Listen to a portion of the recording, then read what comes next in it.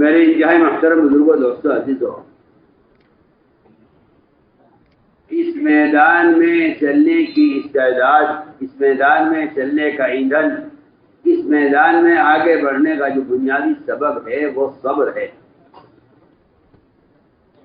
جو شخص اس راستے میں محمد صلی اللہ علیہ وسلم والی اذیتوں کے لیے تیار نہ ہو، وہ اس راستے میں چل نہیں سکتا، اس راستے میں چل نہیں سکتا۔ جو محمد صلی اللہ علیہ وسلم والی اذیتوں کے لیے تیار نہ ہو، وہ اس راستے میں چل نہیں سکتا، اس لیے کہ ہدایت اور نصرت، ہدایت اور نصرت،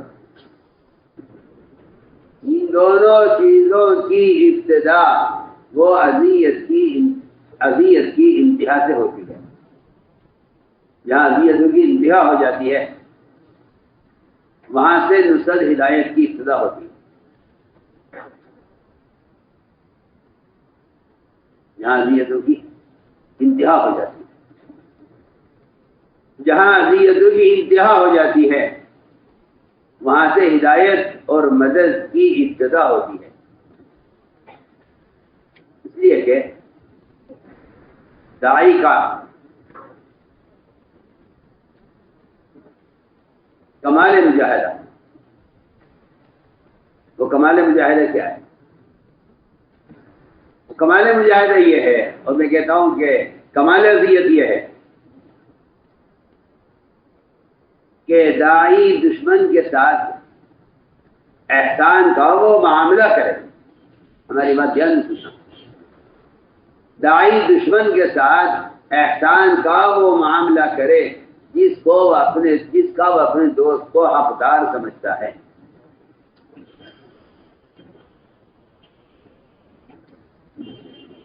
داعی دشمن کے ساتھ وہ معاملہ کرے، داعی دشمن کے ساتھ وہ معاملہ کرے جس کا وہ اپنے دوست کو زیادہ حقدار سمجھتا ہے۔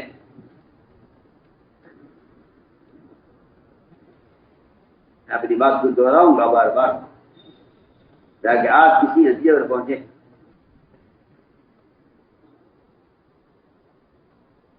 داعی اس کو کہتے ہیں جو اپنے دشمن کے ساتھ وہ احسان کا معاملہ کرے جس کا وہ اپنے دوست کو حقدار سمجھتا ہے۔ اگر یہ مزاج نہیں ہے تو آدمی اس راستے میں چل نہیں سکتا۔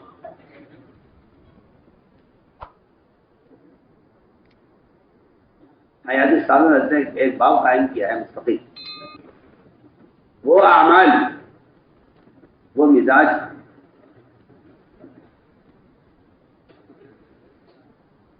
اور وہ اخلاق جن سے لوگوں کو ہدایت ملتی۔ اس لیے ایک عجیب بات ہے کہ ہمیشہ کفر کا مزاج رہا ہے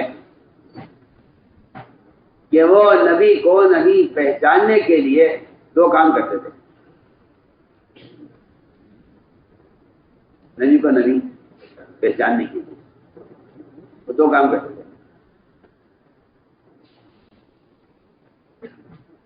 ایک کام تو ان کے یہاں ہوتا تھا ستانے کا، اور دوسرا کام ہوتا تھا نبیوں کو مال کے لالچ میں خریدنے کا۔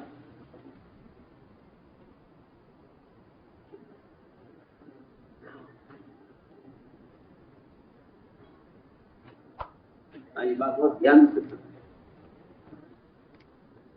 یہ دو کام ہوتے تھے کہ تو ان کو مال سے خریدو،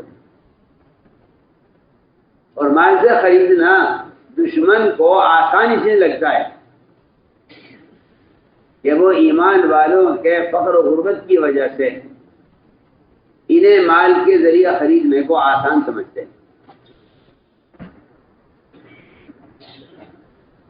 یہ بے شمار واقعات ہیں کافر بادشاہوں کے کہ انہوں نے صحابہ کو خریدنے کی کوشش کی،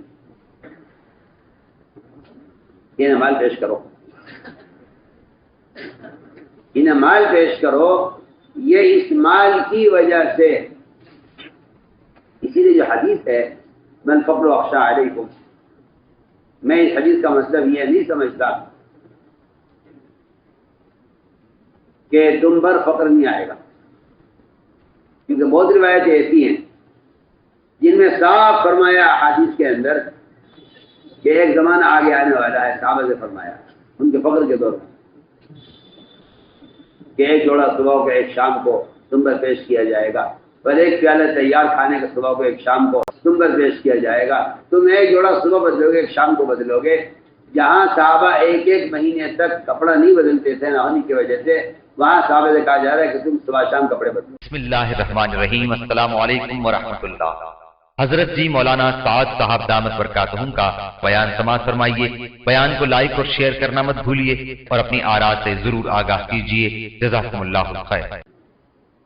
صحابہ نے عرض کیا رسول اللہ یہ وقت کب آئے گا؟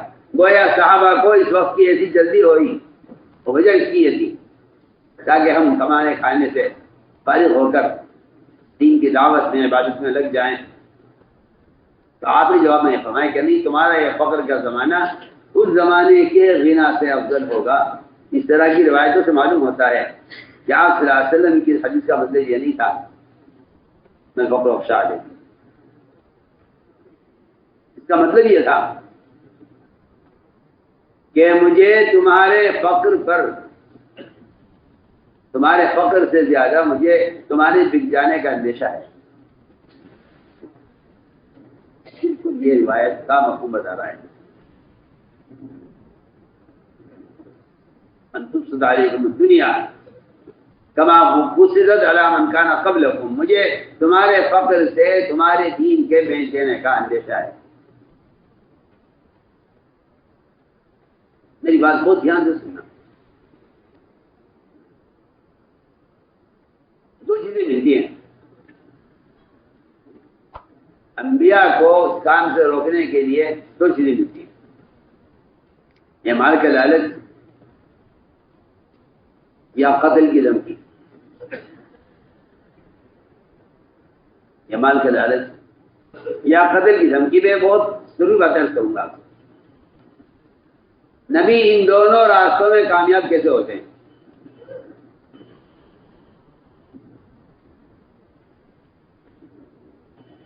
ان دونوں راستوں میں کامیاب کیسے ہوتے ہیں؟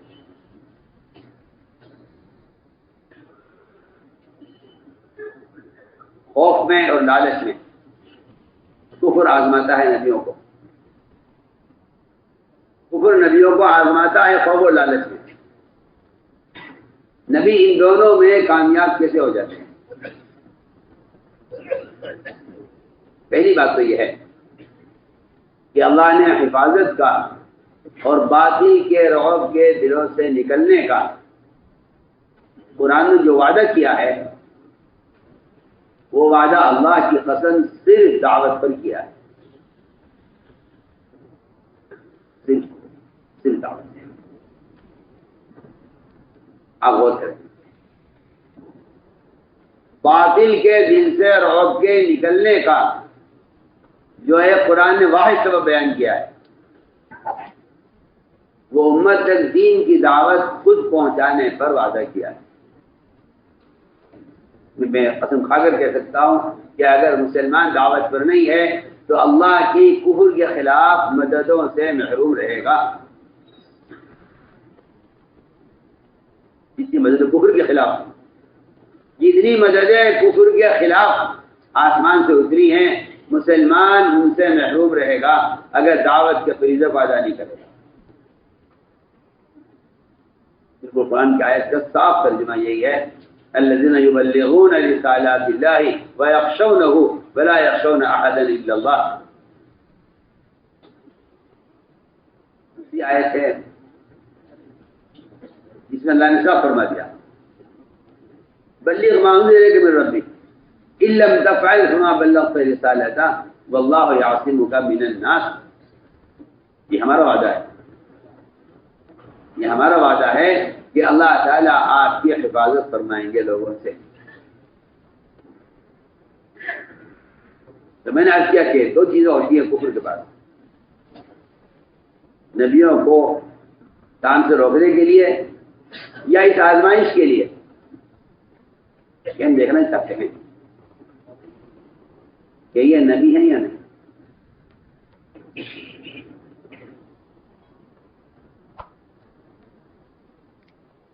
بلقیس نے سلیمان علیہ السلام کو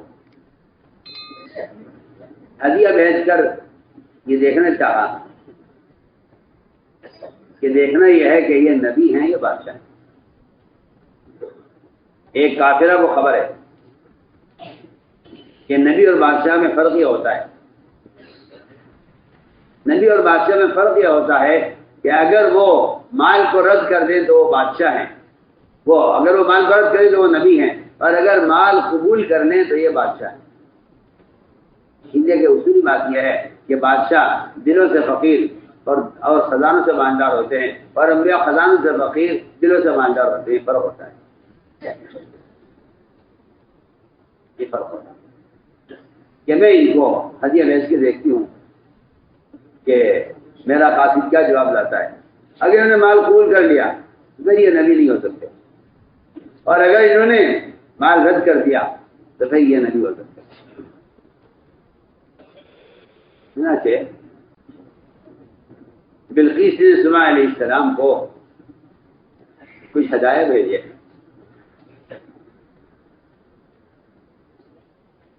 اس طرح میں عرض کر رہا تھا کہ جس طرح انبیاء پر مال پیش کیا گیا ہے، اس طرح صحابہ کرام پر بھی مال عہدے پیش کیے گئے ہیں. مال عہدے پیش کیے گئے ہیں صحابہ پر، لیکن صحابہ کرام کا مزاج بنایا گیا تھا کہ وہ مال کو رد کر کے اور عہدوں کو رد کر کے یہ بتانا چاہتے تھے کہ ہم تم سے لینے کے لیے دعوت نہیں دے رہے ہیں، ہم اللہ سے لینے کے لیے اور تمہیں اللہ سے دلوانے والے راستے پر لانا چاہتے ہیں. بلقیس نے مال کا ایک بڑا حصہ اور ہدیہ بھیجا سلیمان علیہ السلام کے لیے. آتا ہے تفاسیر میں کہ سب سے بڑا ہدیہ جو بلقیس نے بھیجا سلیمان علیہ السلام کو وہ ایک سونے کی اینٹ تھی، اور وہ ان کے نزدیک اتنا قیمتی ترین ہدیہ تھا جس کے بارے میں انہیں خیال یہ تھا کہ وہ اس ہدیہ کا انکار نہیں کریں گے اگر انہیں مال کے ڈالے تھے. سلیمان علیہ السلام کو اللہ نے خبر کی کہ تمہارے لیے ایک عید کی سونے کی عید کا ہدیہ آ رہا ہے. انہوں نے اس ہدیے کے پہنچنے سے پہلے جنات کو حکم دیا کہ زمین سے خالی سونا نکالا جائے، اور ہمارے تخت کا سامنے کا پورا میدان، تخت کے سامنے کا پورا میدان سونے کا بنا دیا جائے. خالی سونا، پورا میدان، پوری زمین سونے کی بنائی جائے اور اس زمین پر مویشی چھوڑ دیے جائے. اس ہدیے کے پہنچنے سے پہلے جنات نے سلیمان علیہ السلام کے حکم پر اس کام کو انجام دیا اور زمین سے خالی سونا نکال کر پورا میدان سونے کا بنایا، اور اس پر گائے بھینس چھوڑ دیے گئے جو اس پر گندگی کا گوبر کرتے تھے، پیشاب کرتے تھے. جب یہ ہدیہ پہنچا سلیمان علیہ السلام کے یہاں، سلیمان علیہ السلام نے ان کے اپنے پاس آنے تک، اپنے پاس پہنچنے کے لیے ایک الگ راستہ بنوایا، اور اس راستے سے ان کو کہا کہ اس راستے سے ان کو لے کر آؤ.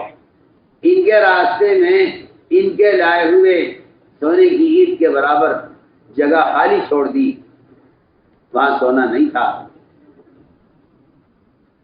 یہ وہاں سے گزرنے لگے. میں اس کی مثال آپ کو دینا چاہتا ہوں کہ انبیاء اور آپ کے صحابہ نے، آپ کے صحابہ نے مالداروں کو کیا جواب دیا ہے. مالداروں کو کیا جواب دیا؟ اس لیے کہ میں آپ سے درمیان میں بات کہہ دیتا ہوں، یہ آپ اصول یاد رکھنا ہمیشہ کہ محسنین مخلصین پر غالب آ جاتے ہیں.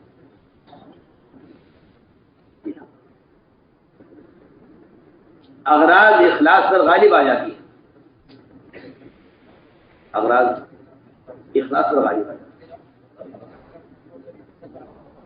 اغراض اخلاص پر غالب آ جاتی ہے، اور محسنین اپنے احسان سے اسی پر غالب آ جاتے ہیں. اس لیے انبیاء کا مزاج یہ ہوتا ہے کہ وہ مال کے بارے میں کافر کے سامنے استغنا ظاہر کرتے ہیں. مال کے بارے میں کافر کے سامنے استغنا ظاہر کرتے ہیں، چاہے ان کے پاس کچھ بھی نہ ہو، وہ استغنا ظاہر کرتے ہیں. چنانچہ سلیمان علیہ السلام نے پوری زمین سونے کی بنوا کر اور کہا کہ یہ جو آ رہے ہیں ہدیہ لے کر ان کو اس راستے سے لایا جائے. اور اس راستے میں سلیمان علیہ السلام نے یہ کیا کہ اس میں ان کے لائے ہوئے ہدیے کے برابر جگہ کو خالی چھوڑ دیا. جب وہاں سے گزرنے لگے اور دیکھا کہ زمین کا اتنا حصہ سونے سے خالی ہے، اتنی بڑی عید ہم ہدیے میں لے کر آ رہے ہیں، پھر اس بات کا خطرہ ہو گیا، اندیشہ ہو گیا کہ اگر بادشاہ تک پہنچنے، سلیمان السلام تک پہنچنے سے پہلے، اگر سلیمان السلام تک پہنچنے سے پہلے ہماری تلاشی ہونے لگی اور یہ عید سونے کی ہمارے سامان میں نکلی جسے ہم ہدیہ بنا کر لائیں تو ہم پر چوری کا الزام لگے گا.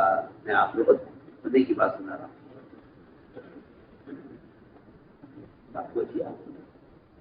ہم پر چوری کا الزام لگے گا کہ انہوں نے یہاں سے اٹھائی ہے.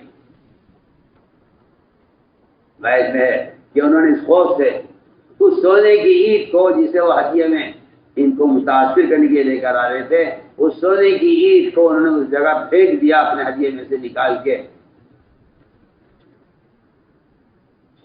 السلام نے فرمایا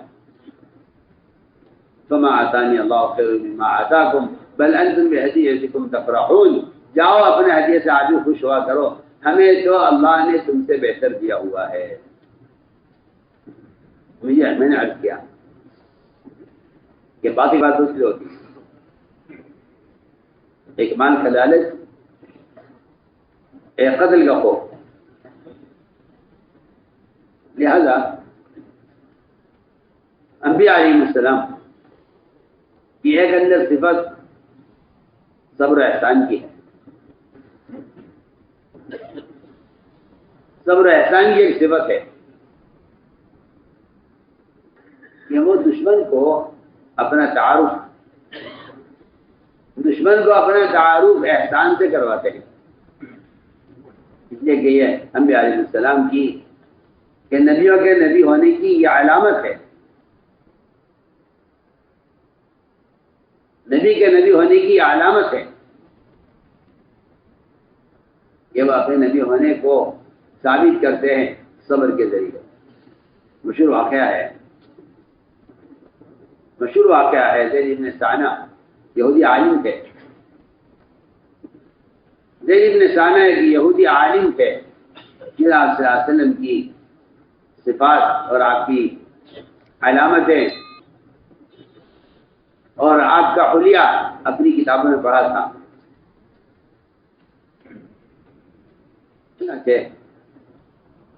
وہ آپ صلی اللہ علیہ وسلم کے پاس آئے اور آپ کو دیکھا اور دیکھ کر اندازہ ہو گیا کہ ہاں یہ نبی ہو سکتے ہیں. لیکن وہ کہتے ہیں میں نے اپنی کتابوں میں پڑھا تھا کہ ان کے نبی ہونے کی علامت یہ ہوگی کہ ان کو جتنا ستایا جائے گا،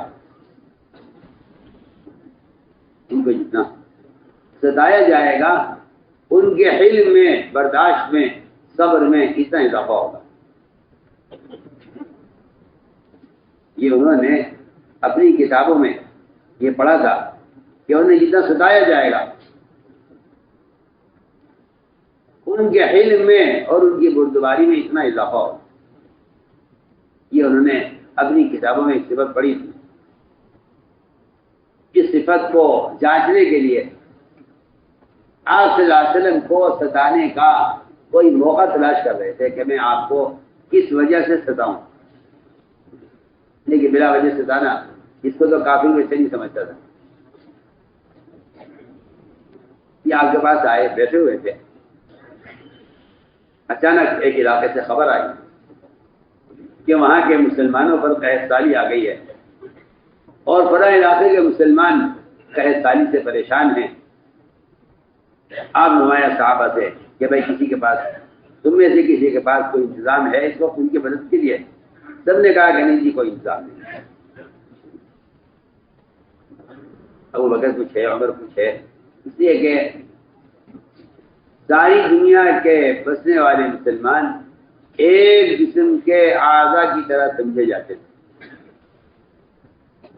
اس طرح ایک عضو کی بیماری اور اس کی تکلیف کے لیے سارا بدن متاثر ہوتا ہے، اس طرح ایک علاقے کے مسلمانوں کے لیے سارے مسلمان متاثر ہوتے تھے۔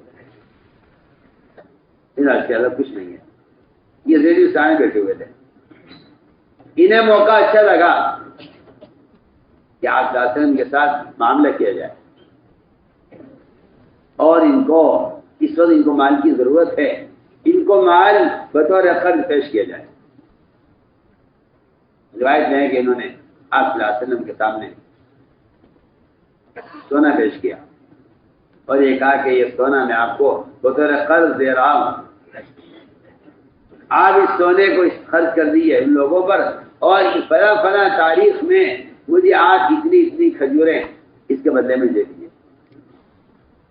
آپ نے وہ قرض لے لیا اور قرض لے کر آپ نے مسلمان کی مدد کی۔ ایک تاریخ طے ہو گئی، ایک تاریخ طے ہو گئی۔ آپ صلی اللہ علیہ وسلم نے ایک تاریخ طے کر دی کہ ہم اس تاریخ میں آپ کا قرض ادا کریں گے۔ اس لیے کہ آپ صلی اللہ علیہ وسلم کا یہ معمول تھا، آپ کا یہ معمول مستقل تھا کہ آپ کسی کافر کے ساتھ بھی وعدہ خلافی نہیں کرتے تھے۔ آپ کے عہد کے واقعات بڑے عجیب و غریب واقعات ہیں۔ آپ کسی کافر سے بھی وعدہ خلافی یا بدعہدی نہیں کرتے تھے۔ عام حالات میں تو بہت دور کی بات ہے، میدان قتال میں بھی آپ صلی اللہ علیہ وسلم کافر کے ساتھ وعدہ خلافی نہیں کرتے تھے۔ تو میں آپ کو بہت مزے کی بات سناؤں، میدان قتال میں بھی آپ جب الحرب و خدعہ، یہ لڑائی تو دھوکے کا کام ہے، دھوکے سے دشمنوں کو قتل کیا جاتا ہے، لیکن آپ صلی اللہ علیہ وسلم وعدہ خلافی نہیں کرتے تھے۔ بدر کا موقع تھا،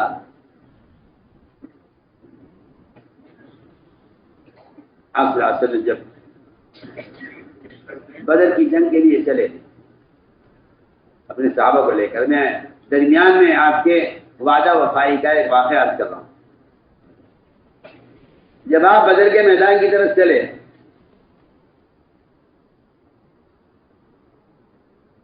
تو سفر میں راستے میں 2 صحابہ کو مشرکین نے قید کر لیا۔ نئے مقیم سو رہے، 2 صحابہ کو مشرکین نے قید کر لیا۔ ایک فضیل، ایک حذیفہ رضی اللہ عنہما، یہ 2 صحابی تھے، ان کو مشرکین نے قید کر دیا۔ ظاہر بات ہے کہ قید اس لیے کر لیا کہ یہ مقابلے کے لیے نکلے تھے اور جنگ ہو رہی تھی۔ دشمن کے آدمی کو قید کرتا ہے اپنی حفاظت کے لیے، ان دونوں کو قید کر لیا مشرکین نے۔ آخر میں کہ 2 صحابی نظر نہیں آ رہے ہیں، چنانچہ یہ دونوں مشرکین کے قید میں، ان دونوں نے کفار سے یہ کہا کہ اگر تم ہمیں چھوڑ دو تو ہم تم سے وعدہ کرتے ہیں نہ ہم تم سے قتال کریں گے، اور ہم تم سے قتال کرنے والوں کی مدد نہیں کریں گے۔ آپ غور کیجیے، میں یہ بہت بڑی اہم بات ہے، جن کی قتال فرض ہے۔ انہوں نے اپنی جان بچانے کے لیے اور کفار کے قید سے نکلنے کے لیے انہوں نے یہ کہا کہ ہم تم سے وعدہ کرتے ہیں کہ ہم تم سے لڑیں گے بھی نہیں، اور کوئی اگر تم سے لڑے گا تو ہم اس کی مدد نہیں کریں گے. میں تم سے بہت بنیادی عبادت کر رہا ہوں. اللہ اکبر. مسلمان اتنا سچا ہوا کرتا تھا کہ ایک دشمن بھی اپنے مقابل پر اعتماد کر لیا کرتا تھا. آپ کو کیا کہ بھائی مسلمان جھوٹ نہیں بولتا. اگر یہ ہم سے وعدہ کر رہے ہیں کہ یہ ہم سے لڑیں گے نہیں اور یہ ہمارا مقابلہ نہیں کریں گے یا ہم سے لڑنے والوں کی مدد نہیں کریں گے تو ہم ان کی بات کا یقین کرتے ہیں اور ہم ان کو چھوڑ دیتے ہیں. کافروں نے ان دونوں صحابہ کی بات کا یقین کر کے ان کو دونوں کو چھوڑ دیا. یہ دونوں وہاں سے نکلے اور بھاگتے دوڑتے آپ کے پاس پہنچے. میں تم کہاں رہ گئے تھے؟ از کے اسلح ہمیں تو کفار نے قید کر لیا تھا. میں کیسے چھوٹ کے آ گئے ان کے ہاتھ سے؟ کہنے لگے جی ہم نے تو ایک راستے اختیار کیا اور ہمیں ایک چال چلی ہے. کہ کیا کیا تم نے؟ کہ جی ہم نے ان سے یہ کہا تھا کہ تم ہمیں چھوڑ دو, ہم تم سے لڑیں گے بھی نہیں, لڑنے والوں کا ساتھ بھی نہیں دیں گے. انہوں نے ہمیں چھوڑ دیا. کہ آگے لشکر میں شامل ہو گئے. جب آپ صلی اللہ علیہ وسلم آگے بڑھے میدان کی طرف, ان دونوں صحابہ سے کہہ دیا کہ تم دونوں بدر کی جنگ میں شریک نہیں ہوگے, تم دونوں یہاں بیٹھ جاؤ. قافلہ روانہ ہو گیا. یہ روتے رہ گئے, یہ اصلہ آپ ہمیں اصحاب بدرین سے آپ ہمیں کیوں محروم کر رہے ہیں؟ حالانکہ اصحاب بدرین کا بڑا اونچا مقام ہے اللہ کے یہاں.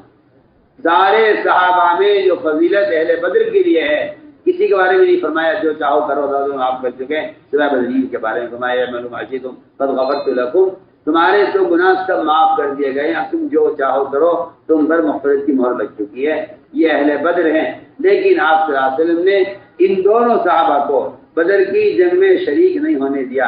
فرمایا کہ ہم مشرک شریف جو ہے بے وفائی یا بدعہدی نہیں کرتے. تم نے اگر وعدہ کیا ہے مشرکین سے لڑائی نہ کرنے کا, تم دونوں یہاں بیٹھ جاؤ, تم بدر کی جنگ میں شریک نہیں. میں آپ کو درمیان میں ایک واقعہ سنا رہا ہوں.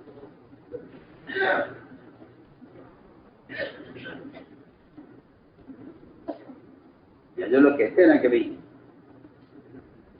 کام کرنا مشکل ہے, کام کرنا مشکل ہے, ماحول نہیں ہے, کام کرنا مشکل ہے, ماحول نہیں ہے. جی ہاں, میں آپ سے بہت اہم بات کرتا ہوں. جہاں آدمی احسان اپنوں پر کرتا ہے, اپنوں پر احسان کرنے والوں کا دائرہ عمل بہت محدود رہتا ہے.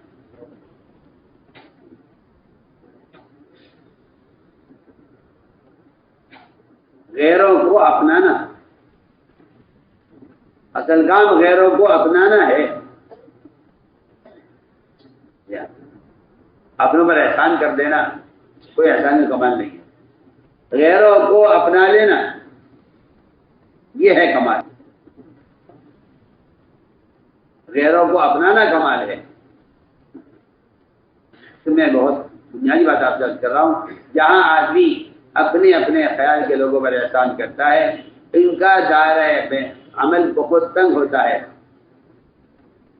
وہ سمجھتے ہیں کہ ہم میں اپنوں میں کام ہوتا رہے کافی ہے, حالانکہ ہر امتی مطلوب ہے.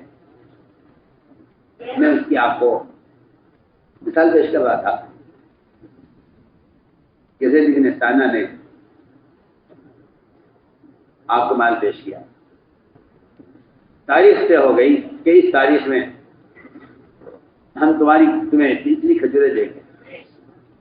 اس تاریخ کے آنے سے 3 دن پہلے حضور اکرم صلی اللہ علیہ وسلم بقی میں تھے. اچانک یہ زید بن ثانیہ آئے اور آپ کا گریبان پکڑا اور آپ کو دیوار کے ساتھ زور کے دھکا دیا اور آپ سے سخت لہجے میں بات کی, اور یہاں تک کہہ گئے کہ تم قریشی ٹال مٹول کرتے ہو, وقت و قضا ادا نہیں کرتے ہو, اور تم ایسے ہو, تم ایسے ہو. میں نے سنا تو تھا کہ یہ قریشی ٹال مٹول کرتے ہیں قرض کے ادا کرنے میں, لیکن میں نے دیکھ لیا ہے کہ تم سارے قریشی ایسے ہی حال ہے کہ ابھی 3 دن باقی ہے قرض کی ادائیگی میں. انہوں نے آپ کے ساتھ یہ معاملہ کیا.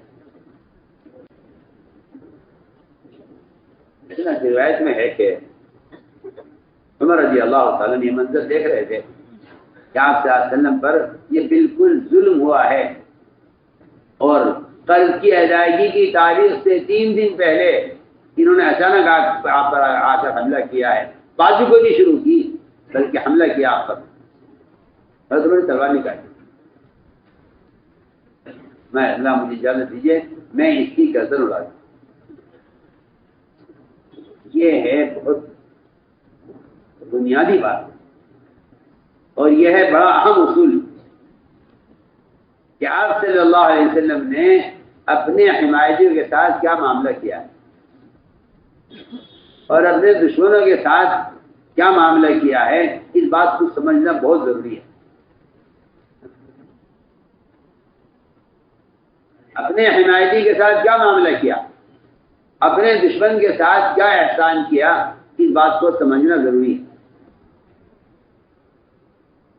مثال لوگوں کو یہ ہے کہ وہ اپنا حمایتی کرنے والوں کو اور اپنا ساتھ دینے والوں کو ان کو لوگ نوازتے ہیں اور مقابلہ کرنے والوں کو تکلیف دینے والوں کو ان سے مقابلہ کرتے ہیں، حالانکہ سنت یہ ہے کہ ستانے والوں پر احسان کیا جائے اور ساتھ دینے والوں میں بہت اہم بات کہہ رہا ہوں، ساتھ دینے والوں اور حمایت کرنے والوں کو انہیں اس بنیاد پر اٹھایا جائے کہ آپ جو ہے احسان کے اور تعریف قلب کے اور پوچھے جانے کے آپ منتظر مت رہیے۔ میں بہت کام کی بات آپ سے کر رہا ہوں۔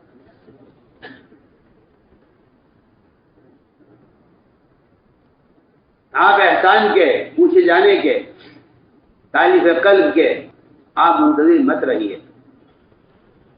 یہ معاملہ اپنوں کے ساتھ اور ستانے والوں کے ساتھ معاملہ احسان کا ہے۔ اس کی بے شمار سیرت کے اندر مثالیں ہیں۔ میں درمیان میں عرض کرتا ہوں کہ جتنا مال غنیمت آیا حنین کا، آپ نے سارا مال غنیمت ان کافروں پر خرچ کیا ہے جنہوں نے آپ کو مکے سے نکالا تھا، اور انصار کو آپ نے ساتھ دینے والے اور آپ کے لیے سارے قبائل سے اور سارے عرب سے دشمنی مول لینے والے وہ انصار جنہوں نے آپ کو ٹھکانہ دیا، آپ نے انصار کو ایک چونی بھی نہیں دی، روایت کے اندر ہے ایک جنم بھی ان کو نہیں دیا۔ آپ نے سارا مال جتنا تھا اور ان کے غنائم سارے کافروں میں تقسیم کیا، طلباء کو، مشرکین کو، جو نئے مسلمان تھے ان پر آپ نے ایک ایک مشرک کو آپ نے 100 اونٹ دیے۔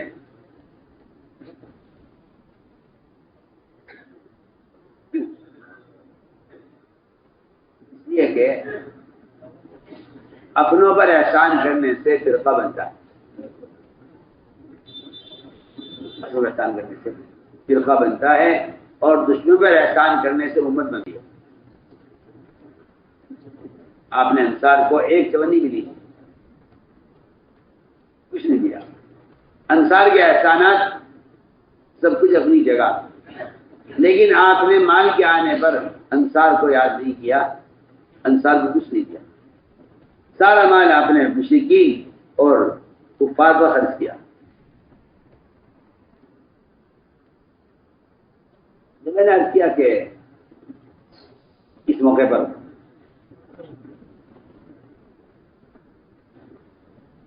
اس لیے کہ بات اصل یہ ہے کہ فساد اور جھگڑے اور مقابلہ آرائی، میں بہت کام کی باتیں آپ سے کر رہا ہوں۔ فساد، جھگڑے، مقابلہ آرائی اور امت میں طبقے اور فرقے جب بنتے ہیں جب آدمی دشمن کا مقابلہ کرے اور اپنے دوستوں پر احسان کرے، دوستوں پر احسان کرے اور ستانے والوں سے مقابلہ کرے اور ساتھ دینے والوں کا پر احسان کرے، تو اس سے فرقے بنتے ہیں، اس سے مقابلہ آرائی ہوتی ہے۔ ہم بہت بنیادی بات آپ سے عرض کرتے ہیں۔ ہمارا اللہ مجھے معاف کرے ایک مزاج ہے، یہ عام ہے لوگوں میں، مسلمانوں میں، کہ ہمارا خیال کا کون ہے اور ہمارے محسنین کون ہیں، ہمارا ساتھ دینے والے کون ہیں۔ نبوت کے مزاج یہ ہے کہ ستانے والے کو نوازو اور احسان کرنے والے کو دبا کے رکھو۔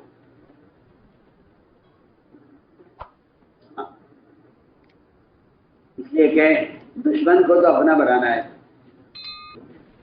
دشمن کو تو اپنا بنانا ہے، دشمن کو اپنا بنانا ہے۔ جو اپنے ہیں وہ تو اپنے ہیں ہی، وہ تو کہیں جاتے نہیں ہیں، لیکن اس کو ضرورت اس کی ہے کہ دشمن کو اور مقابل کو، مخالف کو اپنا بنایا جائے۔ آپ صلی اللہ علیہ وسلم نے جب دیکھا کہ عمر رضی اللہ عنہ تلوار نکال لی، فرمایا کہ عمر یہ تم نے کیا کیا؟ بجائے اس کے کہ آپ عمر رضی اللہ تعالیٰ عنہ کو آپ اس محبت پر آپ حضرت عمر کو شاباشی دیتے، تو میں عمر تم نے کیا کیا؟ یہ تم نے کیا کیا؟ عمر تم نے یہ کیا کیا؟ یہ میں کہتا ہوں کہ یہ بڑی ہمت کی بات ہے کہ آدمی دشمن کے سامنے اپنے دوست کو تو تنبیہ کر رہا ہے۔ تم نے کیا کیا؟ تمہیں چاہیے تھا کہ تم مجھ سے کہتے میں اس کے بھی صاحب ادا کروں، اور تمہیں چاہیے تھا کہ اس سے ہی کہتے تھے سانہ سے کہ اسلام میں اپنے حق کا مطالبہ کرنے کا طریقہ کیا ہے، تم اس کو اس طریقے کی تعلیم دیتے کہ اسلامی اخلاق اور اسلام میں اپنے حق کا مطالبہ کرنے کا کیا طریقہ ہے۔ بھائی عمر یہ تم نے کیا کیا؟ جاؤ ان کو لے جاؤ، ان کو ان کا حق دے دو، 3 دن ابھی باقی ہیں قرض کے ادا ہونے میں، لیکن تم ان کا قرضہ پہلے ادا کر دو، ان کو لے جاؤ، ان کو ان کا حق دے دو، اور دیکھو ان کو 20 سال کھجوریں زیادہ دینا۔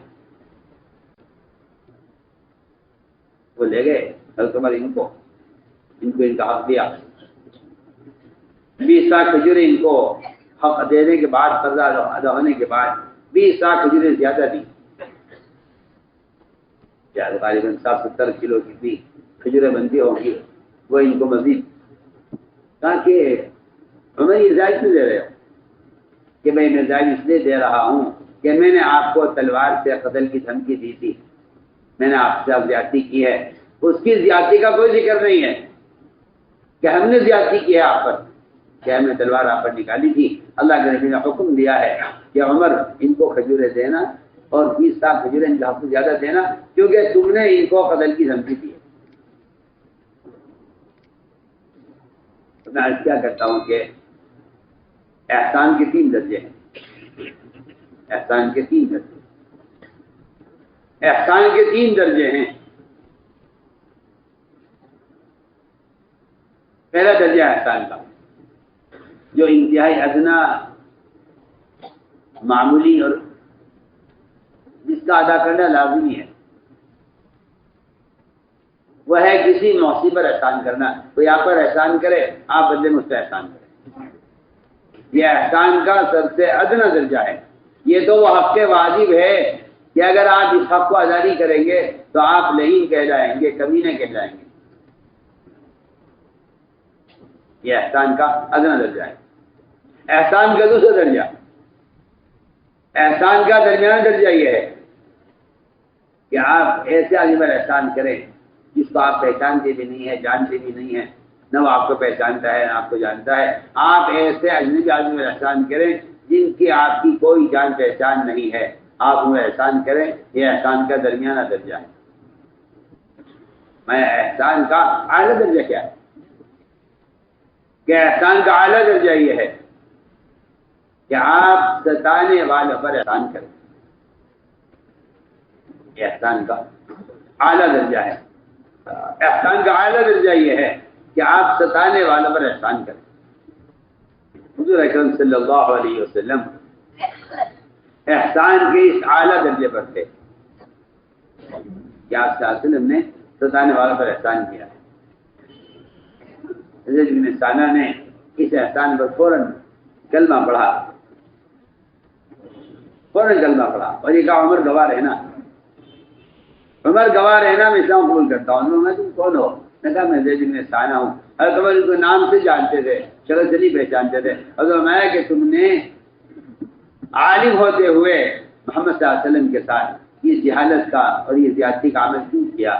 میں نے کہا عمر بات یہ ہے کہ آپ کو دیکھ کر میں سمجھ گیا تھا کہ آپ نبی ہو سکتے ہیں. ہماری کتابوں میں آپ کے صبر کی صفت لکھی ہوئی ہے، میں نے اس کو جانچنے کے لیے اپنے اطمینان کے لیے یہ کام کیا ہے، اور میں سمجھ گیا ہوں کہ یہ محمد صلی اللہ علیہ وسلم یہی نبی ہو سکتے ہیں، اس لیے کہ ان کے اندر صبر و تحمل ہے. تو میں نے عرض کیا کہ یہ دائی کی وہ صفت ہے، یہ دائی کی وہ صفت ہے جس کو کافر آزما کر دیکھتا ہے کہ یہ نبی ہے یا نہیں. تو میرے دوستوں یہ ہے کہ صبر اس راستے میں چلنے کا اصل ایندھن ہی صبر ہے. اس راستے میں چلنے کا اصل ایندھن صبر ہے. لوگ شکایت کرتے ہیں، اچھے لوگ کہتے ہیں ہم کب تک صبر کریں. ہاں لوگ سوال کرتے ہیں خطوط میں بھی کہ ہم صبر کب تک کریں. ابو ذر غفاری رضی اللہ تعالیٰ عنہ پسینے لیتے ہوئے آپ صلی اللہ علیہ وسلم نے ان کو اٹھا کر پوچھا کہ ابو ذر پسینے کیوں سو رہے ہو؟ عرض کیا کہ میرا تو کوئی گھر ہے نہیں، نہ میں نے کوئی گھر بنایا ہے، مسجد میں رہتا ہوں. میں ابو ذر یہ بتلاؤ، جب مدینے کے عمرا تمہیں مدینے سے نکالیں گے تم کیا کرو گے؟ عرض کیا تھا میں تو اطاعت کروں گا، میں تو اطاعت کروں گا. اس لیے کہ ایک ایک فرد کا ایسا اطاعت کا مزاج بنایا گیا تھا. عرض کیا میں اطاعت کروں گا. فرمایا کہ کیا کرو گے؟ کہ میں ملک شام سے رہ جاؤں گا، مدینہ چھوڑ دوں گا. فرمایا اے ابو ذر جب ملک شام والے تمہیں دوبارہ نکالیں گے پھر کیا کرو گے؟ عرض کیا کہ میں ملک شام چھوڑ کر مدینہ آ جاؤں گا، پھر یہاں رہوں گا. میں اے ابو ذر مدینے والے تمہیں پھر ستائیں گے پھر کیا کرو گے؟ کہنے لگے میں اب کب تک صبر کروں گا؟ اب تو پھر میں اگر انہوں نے میرے ساتھ پھر ایسا کیا تیسری مرتبہ تو پھر میرا صبر کا پیمانہ تو لبریز ہو جائے گا، پھر میں ان عمرا کا مقابلہ کروں. آپ نے فرمایا کہ ابو ذر برداشت کرتے رہنا، جہاں تمہیں یہ تقاضے پر بھیجیں تم دین کے تقاضوں پر ان کے حکم پر پھرتے رہنا، اور جہاں تمہیں ساتھ لے کر جائیں تم وہاں ان کے ساتھ چلتے رہنا، اور تم اسی حالت پر رہنا یہاں تک کہ میری تمہاری ملاقات حوض کوثر پر ہو. آپ سوچیے آپ کیا آپ صلی اللہ علیہ وسلم نے صبر کی جو مدت بتلائی ہے، صبر کی مدت آخر بتلائی ہے کہ صبر کا میدان وہ اتنا وسیع ہے کہ آپ نے فرمایا کہ میری تمہاری ملاقات وہ حوض کوثر پر ہو. یعنی صبر کا ایسا عادی بنایا، صبر کا ایسا عادی بنایا اور اطاعت کا ایسا مزاج بنایا. اس لیے کہ صحابہ کرام فرماتے ہیں کہ ہم نے ساری جو خیریں پائی ہیں وہ ساری خیریں ناگواریوں میں پائی. ساری خیریں ناگواریوں میں پائی ہیں ہم نے. جی ہاں، وجدنا خیر بالکل کہ ہمیں ساری خیر ناگواری میں ملی، کیونکہ اطاعت کی دنیا میں اگر ناگواری پیش نہ آئے تو اطاعت کوئی چیز نہیں، اطاعت کوئی چیز نہیں ہے.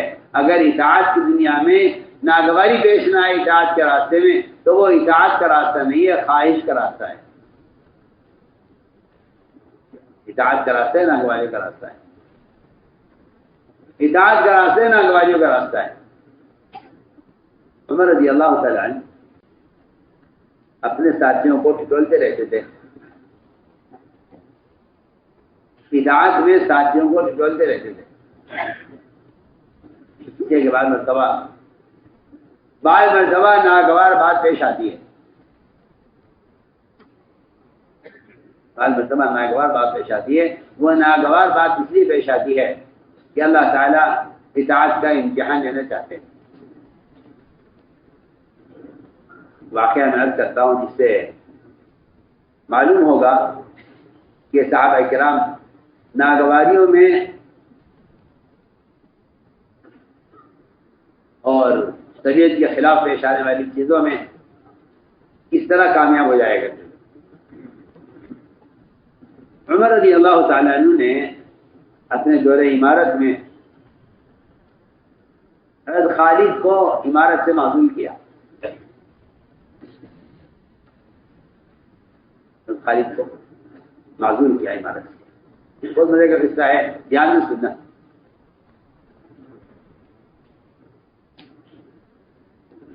حضرت خالد کو معزول کیا۔ اس زمانے میں لوگوں میں عمارت کا اور منصب کا شوق نہیں تھا، بلکہ خوف تھا،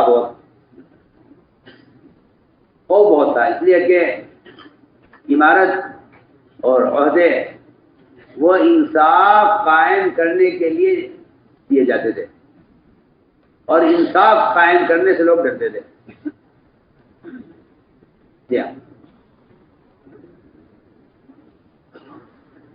کیونکہ اس زمانے میں عہدے اور منصب وہ اپنی خواہش کے لیے نہیں ہوتے تھے، بلکہ وہ قوم کے درمیان انصاف کرنے اور عدل قائم کرنے کے لیے ہوتے تھے۔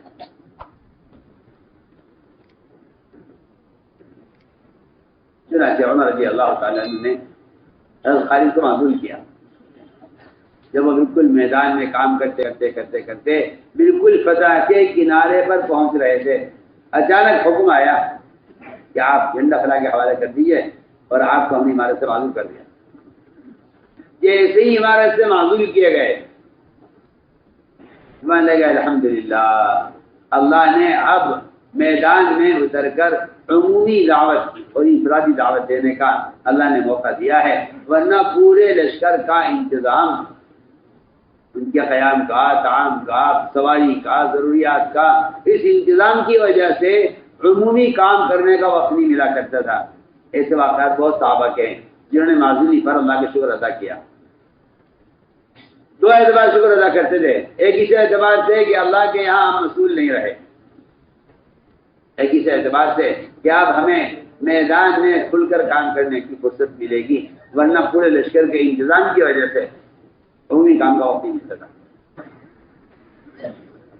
حضرت خالد کو جب خبر پہنچی تو انہوں نے اللہ کا شکر ادا کیا۔ بہت مزے کی بات ہے، دو صحابہ متعلقین وہ تعلقات کی وجہ سے اس چیز کو برداشت نہیں کرتے۔ وہ کہتے ہیں ارے ہمارے امیر صاحب کو معزول کر دیا، اور ہمارے امیر صاحب نے بڑی محنت کی تھی، اور ہمارے فلاں صاحب کو امیر کیوں نہیں بنایا، وہ تو بہت ہی قربانی والے بڑے مخلص تھے۔ یہ ہمیں بہت بنیادی باتیں آپ سے عرض کریں۔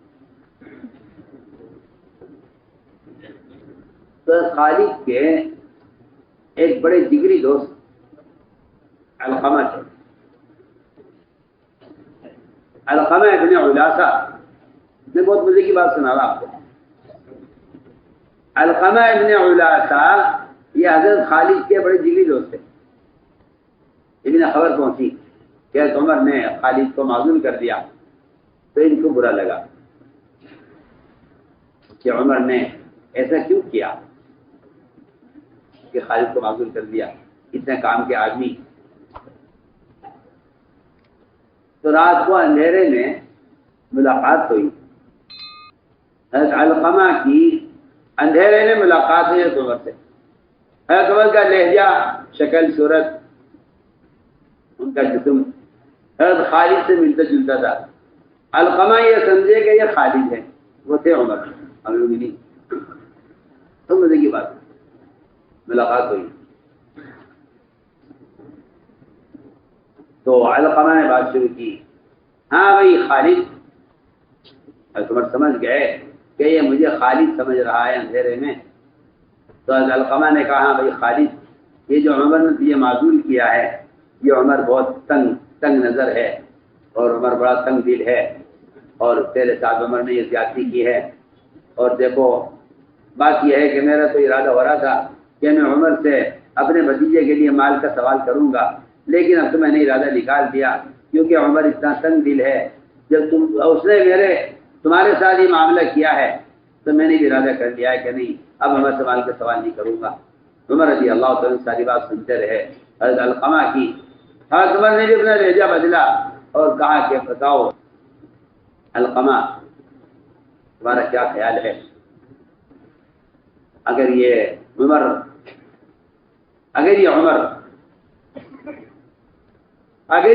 اپنے کام کرنے والوں کا حق نہ ادا کرے اور یہ عمر کام کرنے والوں کو معذور کرے، اور یہ عمر اگر سیاسی کرے، اور یہ عمر اگر یہ عمر ہمارا حق نہ ادا کرے، تو علقمہ یہ بتاؤ کہ پھر تمہارا ارادہ کیا ہے؟ یہ بہت ہی مزیدار بات ہے،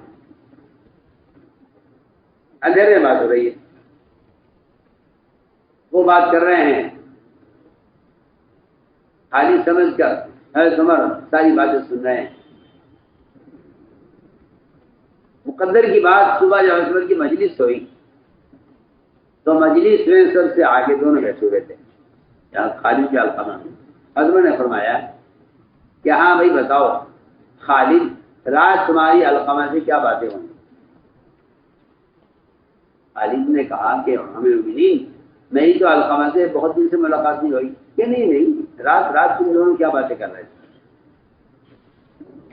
خالد تو مطمئن تھے لیکن علقمہ گھبرا گئے۔ علقمہ یہ سمجھے کہ بات حضرت عمر تک پہنچ گئی ہے۔ حضرت میں بتاؤ تم دونوں کیا بات کر رہے تھے، تم دونوں کیا بات کر رہے تھے؟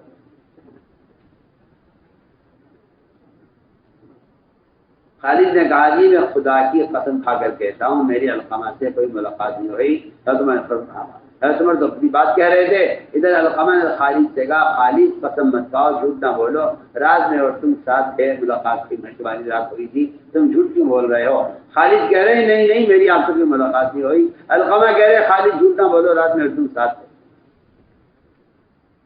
حضرت عمر نے فیصلہ کیا، حضرت عمر نے فرمایا کہ ہاں تم بھی سچ بول رہے ہو، تم بھی سچ بول رہے ہو، رات علقمہ تمہارے ساتھ عمر تھا، خالد نہیں تھا۔ فرمایا عمر رضی اللہ تعالیٰ نے کہ ساری باتیں تو ایک طرف، علقمہ رات میں نے تم سے پوچھا تھا کہ اگر یہ عمرا اور ذمہ دار تمہارا حق نہ دیں اور تمہارے ساتھ زیادتی کریں تو تم کیا کرو گے؟ تو علقمہ نے یہ کہا تھا کہ خالد یہ امیر ہمارے ساتھ کچھ بھی کریں مگر ہمیں ہر حال میں ان کی بات ماننی ہے۔ اور تم نے فرمایا کہ مجھے ساری دنیا پر حکومت کرنے سے زیادہ یہ بات پسند ہے کہ رعایا کا آدمی یہ کہے کہ ہم امیر کے ساتھ ہیں۔ فرمایا کہ مجھے ساری دنیا پر عمر حکومت کرے، اس سے زیادہ مجھے یہ بات پسند ہے کہ ایک مومن مسلمان یہ کہے کہ مجھے اپنے امیر کی اطاعت پر رہنا ہے۔ فرمایا کہ ایک مومن کا یہ دل کا جذبہ مجھے ساری دنیا پر حکومت کرنے سے زیادہ پسند ہے۔ میں نے تو مختصر بات یہ عرض کی ہے کہ اصل بنیادی چیز یہ کہ بندہ صبر کے ساتھ، استقامت کے ساتھ ناگواریوں کو جتنا برداشت کیا جائے گا اتنا اس راستے میں آدمی آگے ترقی کرے گا۔ اس لیے فرمایا کہ ترقی کے ہی اسباب دیے گئے ہیں کہ آدمی ناگواری سے گزرے،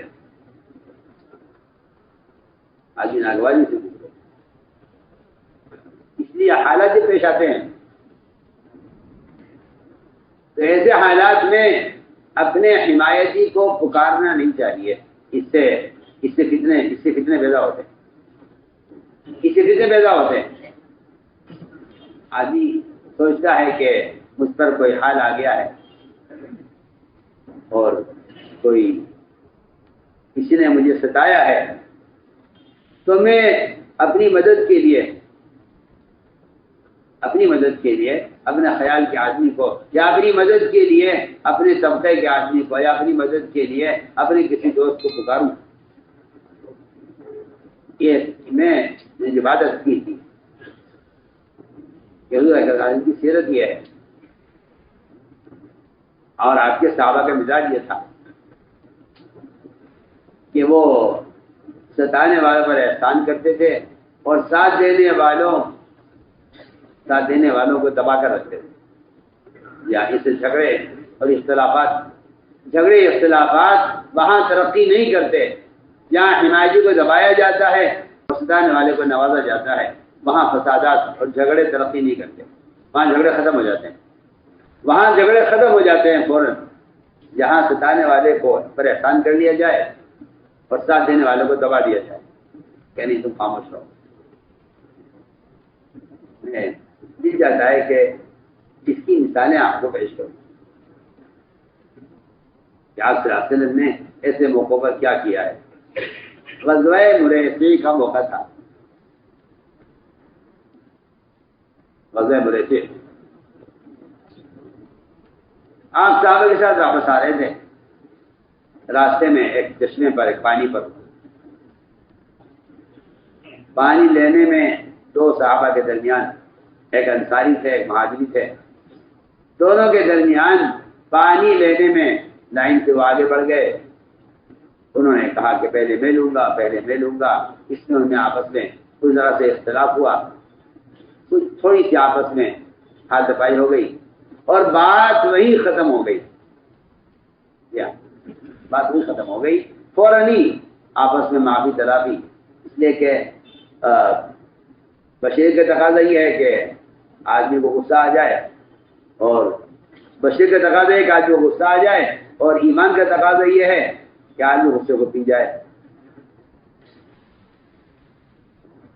میری بات پیش آئی اور فوراً ہی آپس میں صلح صفائی ہو گئی. لیکن منافقین کا کام ہوتا ہے بات کو بڑھانا. اس لیے کہ قرآن نے منافقین کا حال ہی بیان کیا ہے. اللہ مجھے معاف فرمائے اور آپ بھی معاف فرمائیں. یہ نفاق کی ایک صفت مسلمانوں میں عام ہو گئی ہے بہت کہ ایسی باتوں کو پھیلایا جاتا ہے کہ جو باتیں جو ہے فساد کی یا ناگواری کی ہوتی ہیں ان کو پھیلایا جاتا ہے. تو قرآن نے یہ صفت منافقین کی بیان کی ہے کہ اگر کوئی بری خبر آتی ہے تو منافقین اس کو پھیلاتے ہیں. فلاں جگہ مسلمانوں کو شکست ہو گئی ہے اور فلاں جگہ مسلمان مغلوب ہو گئے ہیں. اور اگر خبر آ جائے کوئی اچھی خبر فتح کی اور نصرت کی اور غیر مدد کی تو منافقین اس کو چھپایا کرتے تھے. یہ ہے قرآن نے ان کا یہ حال بیان کیا ہے منافقین کا کہ ان کا مزاج یہ ہے کہ ایمان والوں پر آنے والے اچھے حالات کو تو چھپاتے ہیں اور اگر برے حالات یا ناگوار بات پیش آ جاتی ہے تو اس کو پھیلاتے ہیں. میں نے عرض کیا کہ منافق نے بات کو پھیلایا اور یہ کہا کہ ان میں آپس میں یہ اختلاف ہوا ہے لہذا انصاری نے اپنی مدد کے لیے انصار کو پکارا. انصاری نے مدد کے لیے انصار کو پکارا. ادھر مہاجری نے اپنی مدد کے لیے مہاجری کو پکارا. دونوں نے اپنے فرقے کو اپنی جماعت کو اس نے کہا کہ انصار یا مہاجری میری مدد کرو. انصاری نے کہا انصار میری مدد کرو.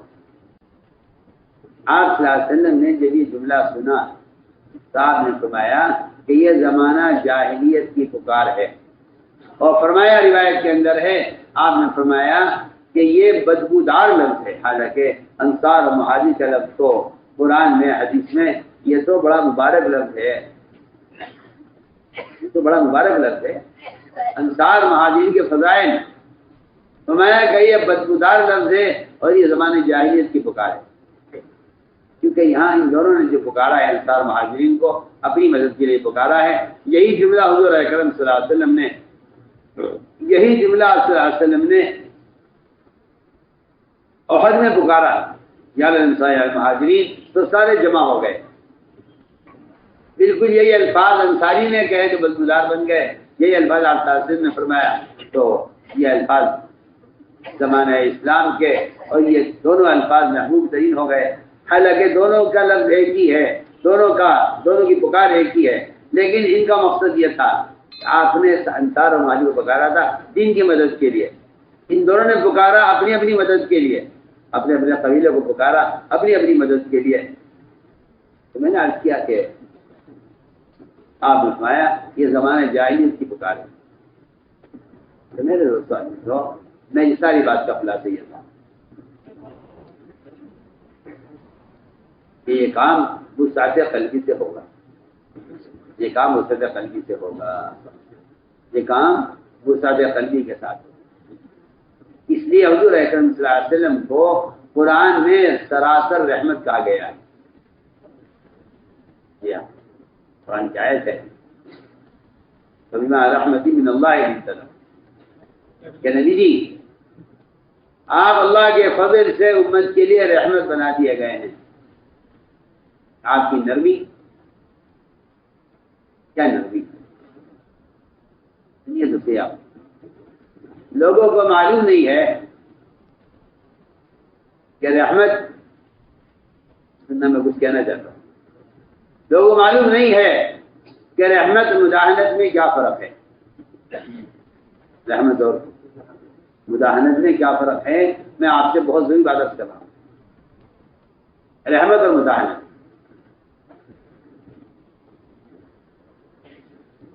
لینت نرمی اختیار کرنا اور مداحنت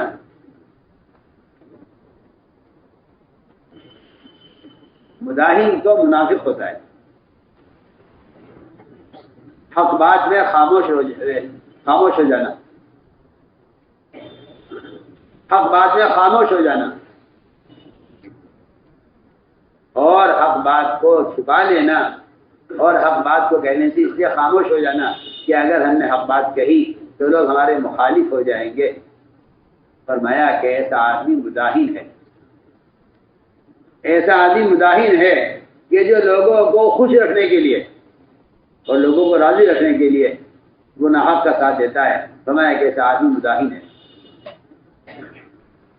تو نرمی الگ چیز ہے، نرمی الگ چیز ہے. کیا ہے، کیا مطلب نرمی کا؟ نرمی کا مطلب کیا ہے؟ نرمی کا مطلب یہ ہے کہ بے وصولی کرنے والے کا اکرام کر کے آپ اس کے اتنے قریب ہو جائیں کہ وہ آپ کی اصول کی بات کو قبول کرے. جی ہاں، نرمی کا مطلب یہ نہیں ہے کہ آپ اس کی غلط بات سے راضی ہو جائیں. نرمی کا مطلب یہ نہیں ہے کہ آپ اس کی غلط بات سے راضی ہو جائیں. نرمی کا مطلب یہ ہے کہ آپ اس کے لیے اس کے اکرام میں اتنی آپ تواضع اختیار کر لیں کہ وہ آپ کی بات کو قبول کر لیں، وہ آپ کی بات کو قبول کر لیں. ورنہ میں سچ کہتا ہوں کہ آدمی بعض مرتبہ لوگوں کو خوش رکھنے کی وجہ سے حق بات کا انکار کر دیتا ہے. اس سے آپس میں جو نفرتیں پیدا ہوں گی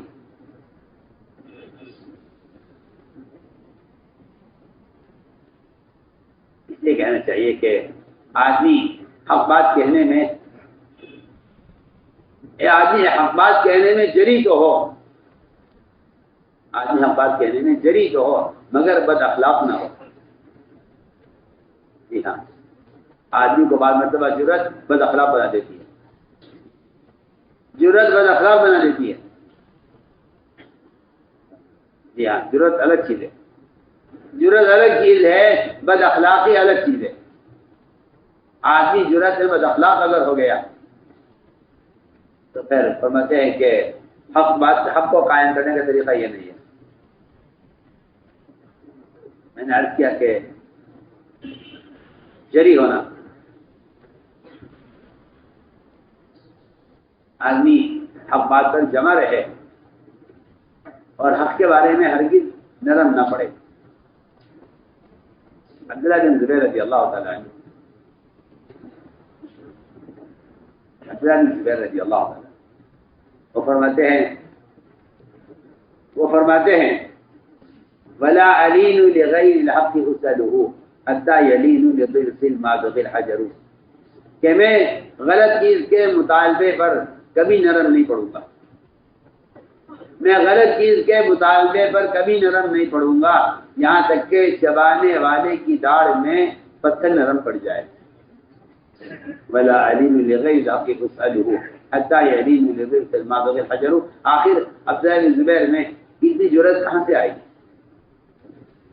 اتنی جرأت کہاں سے آئی ان میں کہ انہوں نے کہا کہ کچھ بھی ہو جائے میں حق بات سے حق کے بارے میں نرم نہیں پڑوں گا، یہاں تک کہ چبانے والے کی داڑھ میں پتھر نرم پڑ جائے۔ یہ ناممکن کام تو ہو سکتا ہے کہ پتھر نرم ہو جائے، لیکن میں نرم پڑ جاؤں حق کے بارے میں یہ نہیں۔ حضور اکرم صلی اللہ علیہ وسلم نے پشن لگوایا،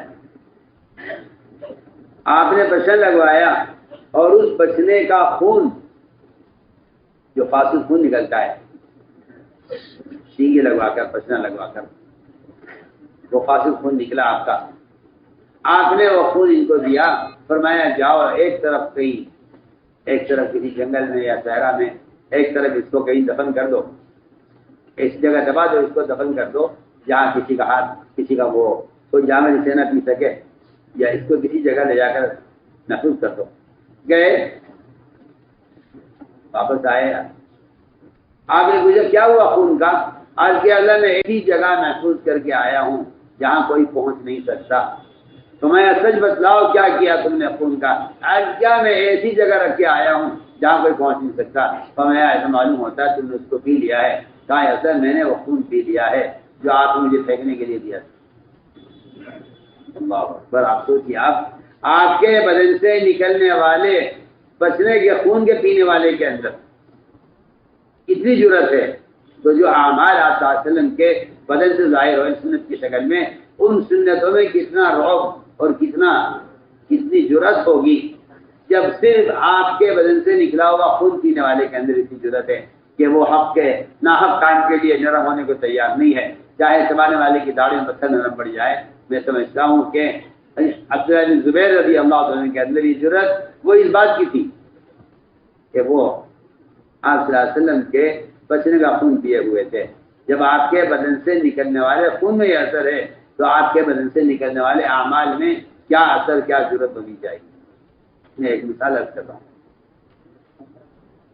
تو میں نے کہا کہ دیکھو بہت دھیان سے سننا، بات لوگ حق بات کہنے کے لیے مجھے میں کھڑے ہو جاتے ہیں، ہم تو حق بات کہہ رہے ہیں کہ ہاں بات کے کہنے کا طریقہ ہے۔ اگر آپ نے منکر کو روکنے کے لیے منکر طریقہ اختیار کیا، اگر آپ نے منکر سے روکنے کے لیے منکر طریقہ اختیار کیا تو آپ منکر کرنے والے سے زیادہ بدتر ہوں گے، یہ بات آپ یاد رکھیں۔ اگر آپ نے برائی سے روکنے کے لیے راستہ غلط اختیار کیا تو آپ منکر کرنے والے سے زیادہ بدتر ہوں گے۔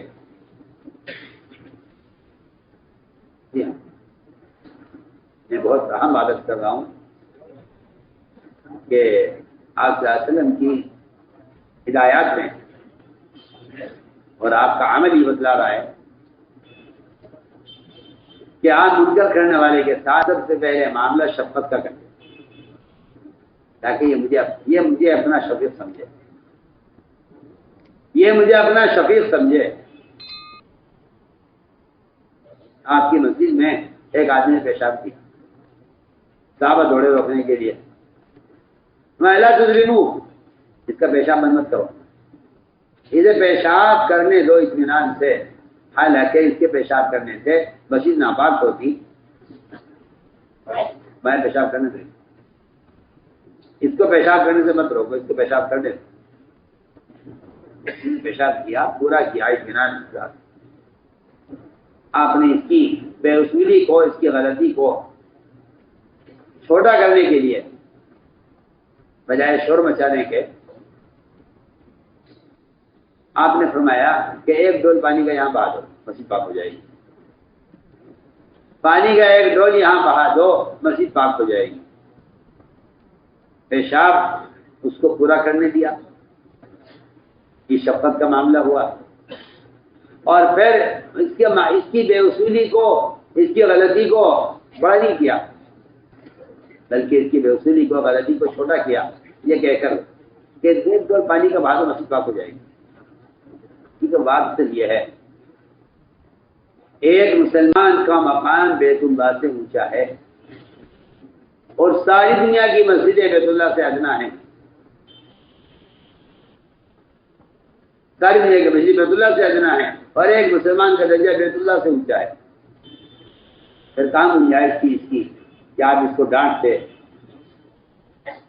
آپ نے فرمایا کہ 1 ڈول پانی کا یہاں بہا دو، پانی کا ڈول بہا دیا گیا، مسجد پاک ہو گئی. اس کو بلا کے سمجھایا بٹھا کے کہ مسجد پیشاب بہانے کے لیے نہیں ہے، یہ تو عبادت کے لیے، ذکر تلاوت کے لیے مسجد ہوتی ہے. تو میں نے عرض کیا کہ لوگوں سے بے اصولیاں ہوں گی، لوگوں سے بے اصولیاں ہوں گی. بے اصولی ہوتی ہے 2 وجہ سے، یا بے اصولی ہوتی ہے لا علمی کی وجہ سے، بے اصولی ہوتی ہے لا علمی کی وجہ سے، یا بے اصولی ہو جاتی ہے کبھی، بے اصولی ہو جاتی ہے کبھی عارض کی وجہ سے، کوئی رکاوٹ پیش آ گئی. بے اصولی کے ہونے کے 2 سبب ہوتے ہیں.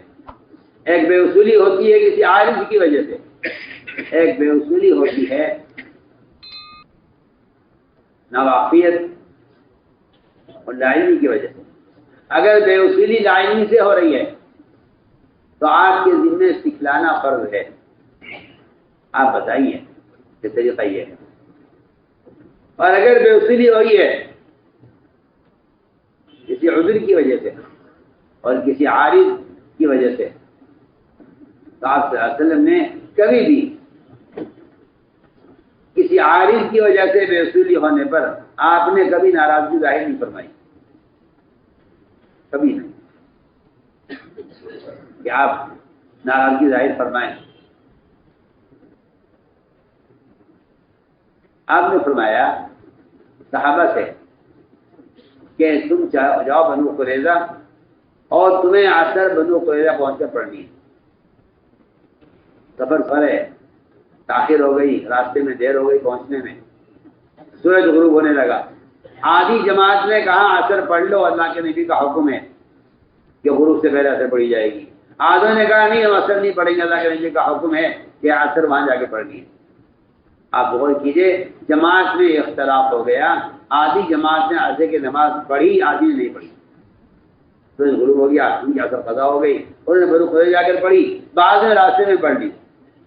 جب واپسی ہوئی، کارگزاری ہوئی، تو روایت میں ہے کہ حضور اکرم صلی اللہ علیہ وسلم نے کوئی ناراضگی ظاہر نہیں فرمائی. تم نے کیوں نہیں پڑھی، تم نے کیوں پڑھی؟ آپ نے فرمایا کہ عصر پڑھی، نماز عصر پڑھ لی ہے، انہوں نے ٹھیک کیا ہے کہ عصر قضا ہو رہی تھی، پڑھ لینی چاہیے تھی. ہمارا مقصد تو اتنا تھا کہ جلدی پہنچ جاؤ، اگر نہیں ہو سکا تھا تو عصر پڑھ لینی چاہیے تھی. جو ہے نہیں پڑھی ان پر آپ نے یہ نہیں فرمایا کیوں نہیں پڑھی. روایت میں ہے لم یعنی رسول اللہ صلی اللہ علیہ وسلم، آپ نے ساتھیوں کی اس طرح کوئی پکار، کوئی ڈانٹ ڈپٹ نہیں فرمائی. اس لیے کہ میں نے عرض کیا کہ بے اصولی ہدایات کے خلاف عمل ہو جاتا ہے، کبھی عوارض کی وجہ سے، کبھی عوارض کی وجہ سے، کبھی لا علمی کی وجہ سے کہ جی ہمیں تو معلوم نہیں تھا. تو حضور اکرم صلی اللہ علیہ وسلم ایسے موقعوں پر اپنے صحابہ کرام کو اصول کی تعلیم دیا کرتے تھے. تو میں نے عرض کیا کہ بے اصولیت ہو جائیں گی ساتھیوں سے. دیکھیں اللہ اکبر، کسی آدمی کو اس کی بے اصولی کی وجہ سے حقیر سمجھنا، کسی کو حقیر سمجھنا، یہ مومن کی حقارت. اللہ اکبر، مومن کی حقارت بعض مرتبہ آدمی کے اپنی گمراہی کا سبب بن جاتا ہے. کسی مومن کو حقیر سمجھنا، کسی مومن کو حقیر سمجھنا اپنی گمراہی کا سبب بن جاتا ہے. حضور اکرم صلی اللہ علیہ وسلم نے امت بنائی اور امت بنانے میں آپ صلی اللہ علیہ وسلم نے اصل کام جو کیا ہے وہ اپنے اور پرائے، قریب اور دور، رشتہ دار اور غیر رشتہ دار، ان سب کے ساتھ وہ معاملہ کیا ہے جس سے کوئی اجنبی اجنبی معلوم نہیں ہوتا تھا. آپ غور کریں گے. آپ حضرت بلال کو تو مسلم بنا دیا. نہ رنگ ملتا ہے، نہ شکل ملتی ہے، نہ قبیلہ ملتا ہے، نہ زبان ملتی ہے، نہ ملک ملتا ہے.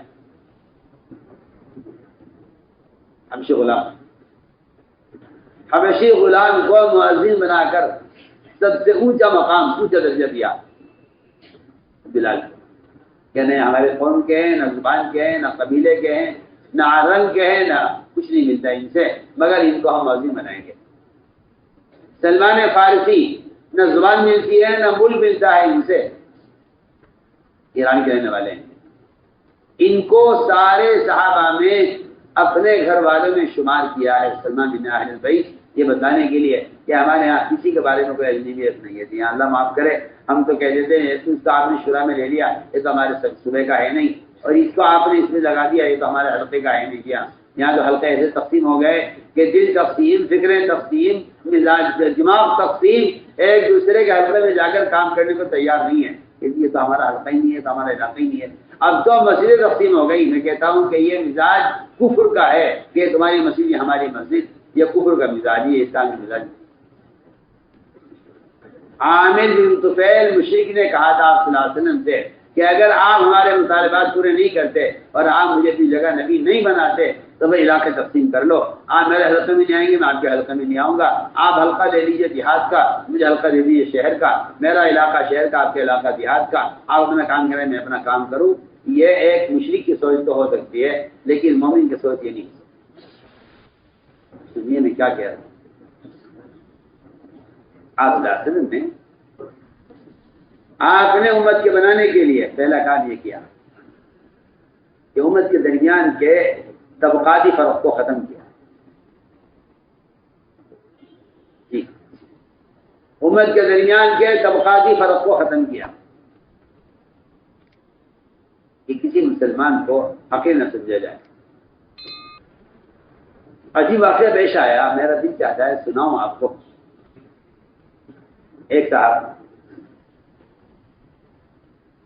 ان کا میدان قتال میں کسی غزوے میں ہاتھ چڑھ گیا.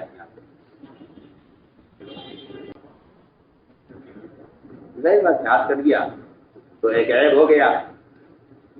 عام طور سے آپ دیکھیں گے کہ اگر کسی کا ہاتھ کٹا ہوا ہے تو اس کے ہاتھ پر کٹے ہوئے حصے پر ہاتھ لگانا ذرا آدمی کو کراہیت ہوتی ہے. اور آپ دیکھیں گے کہ ایسے لوگ آستین لبی کر کے یا کسی طرح سے اپنے عیب کو چھپاتے ہیں. ہاتھ کٹا ہوا ہے تو آستین لبی رکھتے ہیں تاکہ لوگوں کو معلوم نہ ہو کہ ہاتھ نہیں ہے. بعض لوگ اس عیب کو چھپانے کے لیے نقلی ہاتھ جوڑ لیتے ہیں اس میں آگے پلاسٹک کا بنا کر، تاکہ دیکھنے میں دور سے معلوم نہ ہو کہ آدمی ہاتھ کٹا ہوا ہے. عیب ہے. ان کا ہاتھ ایک غزوے میں کٹ گیا. وہ آئے عمر کے پاس آ کے بیٹھے. اللہ نے مجھے کیا ہوا ہے تمہارے ہاتھ میں؟ تو انہوں نے کہا جی کہ وہ غزوے میں کٹ گیا تھا ہاتھ، اتنا ہاتھ الگ ہو کے پہنچے سے الگ ہو گیا. بیٹھے رہے تھوڑی دیر ہی ہے. عمر کے تو صحن لگایا گیا، کھانے لا کے رکھا گیا. اس زمانے میں کھانے کا طریقہ آج کل کے یہودیوں کی طرح جو مسلمانوں میں عام ہو گیا ہے رواج، اپنی اپنی پلیٹ میں کھانا، یہ اس زمانے میں تو تھا نہیں. ایک بڑا پیالہ لایا جاتا تھا، اس میں سب کھاتے تھے، ایک پیالے میں سب ہاتھ ڈالتے تھے، سب ایک ساتھ کھاتے تھے. یہاں یہ تو اس زمانے میں شروع ہوا ہے اپنی اپنی پلیٹ تو الگ الگ کھاؤ. جس کو جامع پڑھنا کہا جائے یا اس کو خالص یہودیت نصرانیت کا مزاج کہا جائے، کیونکہ صحابہ نے آپ صلی اللہ علیہ وسلم سے اپنے کھانے کی بے برکتی کا اور کھانے کی تنگی کی شکایت کی تھی. تو آپ نے فرمایا تھا کہ تم الگ الگ کھاتے ہوگے، اس لیے تمہارے کھانے میں سے برکت کھا لی گئی. تو میں نے عرض کیا کہ پیالہ کھانے کا لا کر رکھا گیا، اسی میں سب کھاتے. ان صاحب کو خیال آیا میرا ہاتھ کیونکہ کٹا ہوا ہے تو میرے ساتھ لوگ کھانا کھانا پسند نہیں کریں گے. قبل اس کے کہ عمر مجھے کھانے کے لیے کہیں مجھے یہاں سے ہٹ جانا چاہیے. وہ صاحب آہستہ آہستہ پیچھے ہٹے، اٹھ کے جانے لگے. تو میں نے دیکھ لیا. میں کہاں جا رہے ہو؟ میں یہاں بیٹھ. تو میں تم سے اٹھ کے جا رہے ہو؟ تم اس لیے اٹھ کر جا رہے ہوگے کہ تمہارے ساتھ ہم کھانا کھانا پسند نہیں کریں گے، تمہارا ہاتھ کٹا ہوا ہے. یہی بات ہے نا کہ ہاں جی یہی بات ہے. فرمایا کہ تم جب تک یہ اپنا کٹا ہوا ہاتھ اس پیالے میں نہیں گھما دو گے، ہم میں سے کوئی کھانا نہیں کھائے. سارے ساتھیوں کو بلایا دسترخوان پر، سب کو پہلے بٹھایا اور بٹھانے کے بعد حضرت عمر نے کھانا شروع کرنے سے پہلے ان کو قسم دی کہ میں تمہیں قسم دیتا ہوں اپنا کٹا ہوا ہاتھ اس کھانے میں گھماؤ. اس نے ہاتھ اندر حضور کا حکم تھا، وہاں تو جو حکم ہے وہ پورا کرنا ہے. اس نے اپنے ہاتھ اس میں گھمایا اور میں سب سے کہا اب کھاؤ اس پیالے میں سے، تاکہ تمہارے اندر اللہ کے راستے میں نکل کر ہاتھ کرنے والے آدمی کی قیمت تمہیں معلوم ہو کہ ہمارا اس کی کیا قیمت ہے. میں کھاؤ اس کھانے میں. میں تو کس سے گھل کر رہے ہو کہ اس کا ہاتھ کٹا ہوا ہے؟ تمہیں معلوم نہیں ہے کہ اس کا کٹا ہوا ہاتھ کا جو حصہ کٹ گیا ہے وہ جنت میں داخل ہو چکا ہے، کیا باقی حصہ جہنم میں جائے گا؟ اس کا پورا بدن جنتی ہے، لہذا اس پیالے میں سے کھاؤ. اس طرح لوگوں کی محبتیں جو ہے پیدا کی گئی. میں تو آپ کو مثال دے رہا ہوں کہ کیا مزاج امت کے بنانے کا تھا. اللہ اکبر.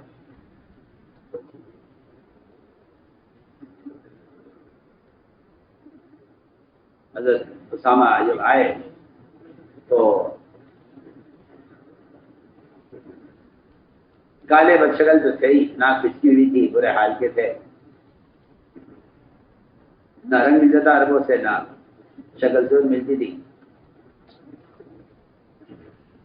جب مدینہ آئے تو چیچک ہو گئی، چیچک سے اور چہرہ بگڑ گیا، چیچک کے داغ چہرے پر. ان کی ٹھوکر لگی گھر کی چوکھٹ میں اور یہ گرے اور پیشانی لگی زمین پر، جس سے ان کی پیشانی پر زخم ہو گیا. ادھر خون بہنے لگا، ادھر ناک بہ رہی تھی، چھوٹے بچے تھے. اب عائشہ عائشہ دیکھ جلدی سے اٹھ، اس کی ناک صاف کر اور اس کے پیشانی کا خون صاف کر دے. حضرت عائشہ کہتی ہے مجھے بڑی گھن آئی اور مجھے بڑی ناگواری ہوئی کہ میں کیسے صاف کروں گی. حضرت عائشہ کہتی ہے میں نے انکار کر دیا کہ اللہ میں نہیں کرتی. طبیعت میں نفاست، حضرت عائشہ کی طبیعت کی نفاست حضرت عائشہ نے نہیں کیا. آپ اٹھے اور آپ نے اپنے ہونٹوں سے حضرت اسامہ کے خون کو اپنے ہونٹوں سے چوسا، کپڑے سے ہاتھ سے نہیں، اپنے ہونٹ کو ان کے خون پر اور ان کے زخم پر لگایا اور ان کے زخم کا خون چوسا آپ نے اور منہ میں لے کر کلی کی. بات اس طرح کرتے رہے یہاں تک کہ ان کا خون رک گیا اور اپنے ہاتھ سے آپ نے ناک صاف کی. صرف عائشہ کو دکھلانا تھا کہ تم جس اجنبی آج بچے سے نفرت کر رہی ہو، ہمارے یہاں اس اجنبی آدمی کا یہ مقام ہے. میں نے عرض کیا ہے کہ بعض مرتبہ کسی کو حقیر سمجھنا آدمی کے اپنی گمراہی کا سبب بن جاتا ہے. یہی اسامہ رضی اللہ تعالیٰ عرفات سے چلنے میں دیر ہوئی، صحابہ انتظار میں کہ اب چلیں گے، دیر ہوتی گئی. سوال ہر ایک کے ذہن میں تھا کہ آخر اس کی تاخیر ہو رہی ہے، کیا بات ہے؟ آپ نے فرمایا آپ کسی کا انتظار کر رہے تھے. بہت دیر کے بعد حضرت اسامہ آئے تو میں آپ چلو اسامہ کا انتظار کر رہے تھے. اہل یمن نے کہا اس کی وجہ سے ہمیں روکا گیا ہے، اس کی وجہ سے ہمیں روکا گیا. بس سب سے پہلے ابتدا جب آیا تو سب سے پہلے اہل یمن مرتد ہوئے. پوچھا گیا اہل یمن کے اخلاص کی کیا وجہ ہوئی، کیوں مرتد ہو گئے اسلام سے؟ کہا کہ ان کے اسلام سے مرتد ہونے کی وجہ حضرت اسامہ کو حقیر سمجھنا ان کے اخلاص کا سبب بنا ہے. یہ روایت موجود ہے صحابہ میں نقل کیا حضرت سے کہ کسی مسلمان کو حقیر نہ سمجھو. تمہیں نہیں معلوم کہ کس کا اللہ کے یہاں کیا مقام کیا درجہ ہے. آتا ہے رب اشعث اغبر مصنوع بالابواب لو اقسم علی اللہ لابرہ. اتنے ایسے لوگ ہیں جو ظاہری طور پر پراگندہ برے حال کے نظر آتے ہیں، بال بکھرے ہوئے، جنہیں مطلب کی کوئی حیثیت نہیں ہے، حالانکہ ان کا اللہ کا یہ مقام ہے کہ اگر وہ اللہ پر کوئی قسم کھا بیٹھیں تو اللہ ان کے قسم کو پورا کر. تو میں نے عرض کیا کہ پہلی بات یہ ہے کہ آپس کی اجتماعیت کے لیے ایک اصول یہ دیا گیا کہ آپ نرم ہو کر چلیں، آپ نرم ہو کر چلیں. دوسرا حکم یہ دیا گیا ہے کہ آپ ان سے درگزر کرتے رہیں، فاعف عنہم، آپ ان سے درگزر کریں۔ صحابی نے پوچھا کہ رسول اللہ غلام کو کتنی بار معاف کروں، یعنی کب تک معاف کروں، کب اس کو سزا دوں؟ جی ہاں، غلام کو کتنی مرتبہ، 2 مرتبہ، 3 مرتبہ، کیا حد ہے اس کی غلام کو معاف کرنے کی؟ فرمایا کہ 70 مرتبہ معاف کرو۔ آپ یہ 70 تقسیم کے لیے ہے، 70 تقسیم کے لیے کہ تم انہیں معاف کرو۔ ایسی بھی غلطیاں ہوئی ہیں صحابہ سے کہ جن کے بارے میں یہ کہا جا سکتا ہے کہ اس سے اسلام کو نقصان پہنچتا۔ یا حاطب نے آپ صلی اللہ علیہ وسلم کے مکہ مکرمہ پر حملے کی خبر مشرکین کو کر دی تھی۔ حضرت عمر نے کہا تھا کہ اللہ کہ حاطب کو میرے حوالے کیجیے، میں اسے قتل کر دوں۔ ہمارا کہ نہیں، حاطب سے پوچھو آخر کیا عارض پیش آیا، کیا عذر پیش آیا، کیا مجبوری پیش آئی کہ حاطب نے کفار کو خط لکھا ہے۔ میں نے شروع میں عرض کر دیا تھا کہ بے وصولی کبھی ہوتی ہے عوارض کی وجہ سے۔ میں پوچھ رہی سے کیا عذر پیش آیا؟ یہ اصل بات یہ ہے کہ سب کے رشتے دار ہیں وہاں، آپ مکے پہ حملہ کرنے والے ہیں۔ میں نے تو کفار پر احسان کیا تھا کہ آپ پر حملہ ہونے والا ہے، اپنی فکر کر لیں اور اپنا انتظام کر لیں، اور میں نے اس لیے کیا تھا تاکہ میرے اس احسان کے بدلے میں وہ وہاں میرے بچوں کی حفاظت کر لیں۔ میرے بچے وہاں مکے میں ہیں، مشرک ہیں۔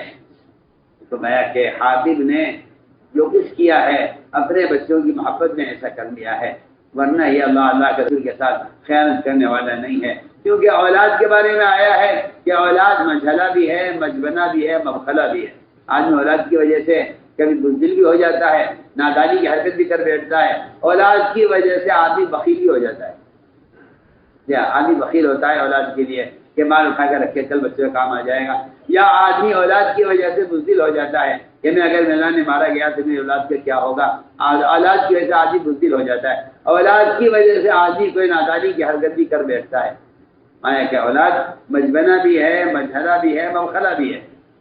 آپ نے حاطب کو یہ کہہ کے معاف کر دیا کہ انہوں نے بچوں کی وجہ سے ایسا کیا ہے، ورنہ یہ ہمارا صحابی ہے اور ہمارا ساتھی ہے، انہوں نے ہمارے نقصان کے لیے ایسا نہیں کیا۔ سوچیے آپ، جبکہ اس زمانے میں کوئی ایسی حرکت کرے گا تو اسے کافروں کا جاسوس کہہ کر شاید انتظار کیا معاملہ کیا جائے، ورنہ آپ صلی اللہ علیہ وسلم نے کافروں کو خط لکھنے والے حاطب کو یہ کہہ کے معاف کر دیا کہ انہوں نے تو یہ اپنے بچوں کی حفاظت کے لیے ایسا کیا ہے۔ حاطب نے نہیں کہا کہ ساری دنیا کو بھی اگر خبر ہو جائے کہ آپ مکے پر حملہ کرنے والے ہیں، اللہ پھر بھی آپ کے ساتھ ہے، ہم اس کا یقین ہے، آپ کو کوئی نقصان نہیں ہوگا، آپ نے معاف کر دیا۔ تو میں سمجھتا ہوں کہ یہ معافی کی انتہا ہے۔ زہر دینے والے کو، قتل کے ارادے سے آنے والے کو، سحر کرنے والے کو، جس کے لیے بھی صحابہ نے انتقام کا آپ سے اجازت دی، آپ نے کہا کہ نہیں معاف کر دو، چھوڑ دو۔ تو میں نے عرض کیا کہ اصل آپ کے اخلاق یہ تھے، آپ کے اصل اخلاق یہ تھے کہ جو آپ کے قتل کے ارادے سے آتے تھے، آپ کے اخلاق ایسے لوگوں کو آپ کا دوست بنا دیا کرتے تھے۔ اس لیے ایک اصول ہے، لوگ ڈرتے ہیں قاتل کی پرچھائی سے، ہم نے قاتل کے دل میں بھی گھر کر لیا۔ یہ ایسے اخلاق ہونے سے لوگ ڈرتے ہیں، لوگ ڈرتے ہیں قاتل کی پرچھائی سے، ہم نے قاتل کے دل میں بھی گھر کر لیا۔ آدمی عطائی وہ ہوتا ہے جو کافر اور قاتل کے دل میں بھی محبت پیدا کر دے، اسے کہتے ہیں لوگ ڈرتے ہیں قاتل کی پرچھائی سے، ہم نے قاتل کے دل میں بھی گھر کر لیا۔ ایسے بے شمار واقعات ہیں جو کفار آپ کے قتل کے ارادے سے آتے تھے، آپ ان کا ایسا اکرام کرتے تھے، جی ہاں، کہ وہ آپ کے ہو کر رہ جاتے تھے۔ وہاں انتظار ہوتا تھا مکے میں، عمر ابن وہاب کا مکے والے انتظار کر رہے تھے کہ عمر آپ کو قتل کرنے کے لیے گیا ہے، جبکہ کیا خبر آتی ہے، کب خبر آتی ہے۔ لو ایک مدت کے بعد کوئی صاحب گئے، پوچھا بھائی کیا ہوا، حاتم گئے تھے یہاں، وہ عمیر بن وہاب گئے تھے قتل کرنے کے لیے آپ صلی اللہ علیہ وسلم کو، کیا ہوا؟ کہنے لگے وہ تو پہلی مجلس میں ان کے دل میں داخل ہو گئے تھے، تم کہاں قتل کے انتظار میں بیٹھے ہوئے ہو؟ وہ تو پہلی ہی ملاقات میں آپ کے دل میں داخل ہو گئے تھے۔ تو میں نے عرض کیا کہ وہاں معاملہ یہ تھا آپ کو درگزر کا، تو فرمایا کہ ایک اجتماعیت کا سبب یہ ہے، ایک اجتماعیت کا سبب یہ کہ آدمی وہ سزا قلبی کے ساتھ چلے۔ جی ہاں، تنگ دلی سے فرقے بنتے ہیں، امت نہیں بنتی۔ تنگ دلی سے فرقے بنتے ہیں، امت کبھی نہیں بن سکتی۔ امت کے بننے کے لیے تو وہ وسعت قلبی چاہیے، محمد صلی اللہ علیہ وسلم والے اخلاق اور آپ والی وسعت قلبی چاہیے۔ چوتھا عمل ہی دیا گیا قرآن نے اجتماعیت کا تیسرا عمل یہ دیا ہے کہ آپ غلطی کرنے والے کے لیے استغفار کیجیے، ان کے لیے آپ استغفار کیجیے، تنہائیوں میں اپنے ساتھیوں کے لیے اللہ سے دعائیں کرنا۔ اور چوتھا کام یہ دیا گیا ہے کہ آپ ان سے مشورہ کیجیے۔ دیکھیے میں آپ کرتا ہوں کہ ساری بڑی بڑی خیریں و فتوحات اور ساری بڑی بڑی غیبی نصرتیں وہ سب کی سب مشورے کے ساتھ جڑی ہوئی ہیں۔ میں کہتا ہوں آپ سے، اگر اللہ سے مدد لینے کا عبادات میں نماز سے بڑھ کے کوئی عمل نہیں، تو اللہ کے اس دین کے دعوت کے میدان میں اللہ کی مدد کے لینے کا مشورے سے بڑا کوئی عمل نہیں۔ اسلام کا وقار اگر نماز میں ہے تو دعوت کا وقار مشورے میں ہے۔ بڑے بڑے بادشاہوں کے یہاں سے، کسریٰ و قیصر کے یہاں سے ان کے جاسوس آیا کرتے تھے اور آپ صلی اللہ علیہ وسلم کے مشورے کا حال دیکھ کر ان سے جا کر بتاتے تھے کہ وہاں تو مشورہ ایسی اطاعت پر اور ایسے وقار کے ساتھ مشورہ ہوتا ہے، آپ کے یہاں تو وہ مشورہ ہی نہیں ہے۔ آپ کے یہاں تو مشوروں میں آوازیں بلند ہوتی ہیں، اور آپ تو کیا تو مشورہ ہی نہیں ہے جو مشورہ ان کے یہاں ہوتا ہے۔ وہ صاف کہتے ہیں جا کر کیا ان کا مقابلہ نہیں کر سکتے، ان کے مشورے کے آداب و طریقے ایسے ہیں کہ آپ ان کا مقابلہ نہیں کر سکتے۔ یہ کافر جاسوس آپ کے مشورے کو دیکھ کر جا کر اپنے بادشاہوں سے کہا کرتے تھے کہ آپ ان کا مقابلہ نہیں کر سکتے، ہم ان کا مشورہ دیکھ کر آئے ہیں۔ اس لیے فرمایا کہ مشورہ نماز کی طرح ہے، مشورہ نماز کی صفت پر ہے، مشورہ نماز کی صفت پر ہے، مشورہ نماز کی صفت پر ہے۔ جو طریقہ نماز کا ہے وہ طریقہ مشورے کا ہے، جو اہمیت نماز کی ہے وہ اہمیت مشورے کی ہے، جو جگہ نماز کی ہے وہ جگہ مشورے کی ہے۔ اس طرح سارے کام چھوڑ کر نماز کے لیے آنا ایک مسلمان کے لیے ضروری ہے، سارے کام چھوڑ کر مشورے کے لیے آنا ضروری ہے۔ جس طرح آپ کی نماز کا ایک امام ہے، اس طرح آپ کے مشورے کا ایک امیر ہونا چاہیے۔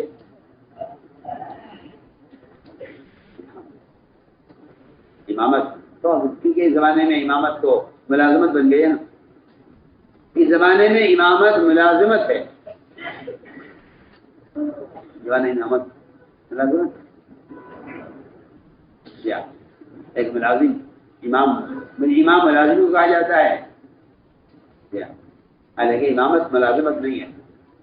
امام کہتے ہیں پیشوائے دین کو، امام کہتے ہیں پیشوائے دین کو۔ میں تو یہی پڑھا تھا پہلے اپنے باری میں، پیشوائے دین کو جانو امام، کہ امام کہتے ہیں پیشوائے دین کو۔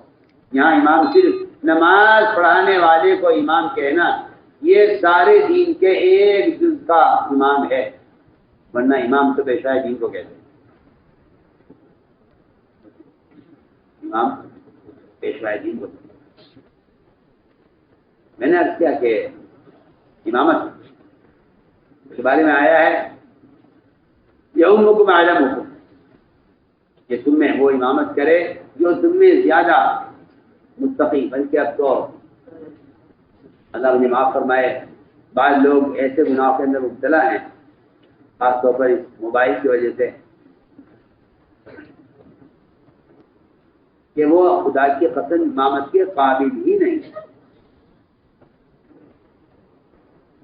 امامت کے قابل نہیں، وہ امامت کے قابل ہی نہیں ہے۔ اس موبائل نے وہ کام کروائے ہیں مسلمان سے کہ جس سے مسلمان امامت کے اور جو ہے رہبری کے قابل نہیں رہا، رہبری کے قابل نہیں رہا۔ یہ بالکل واضح بات ہے کہ جو آدمی تصویر لیتا ہو اس کے پیچھے امامت، اس کے پیچھے نماز مکروہ ہے۔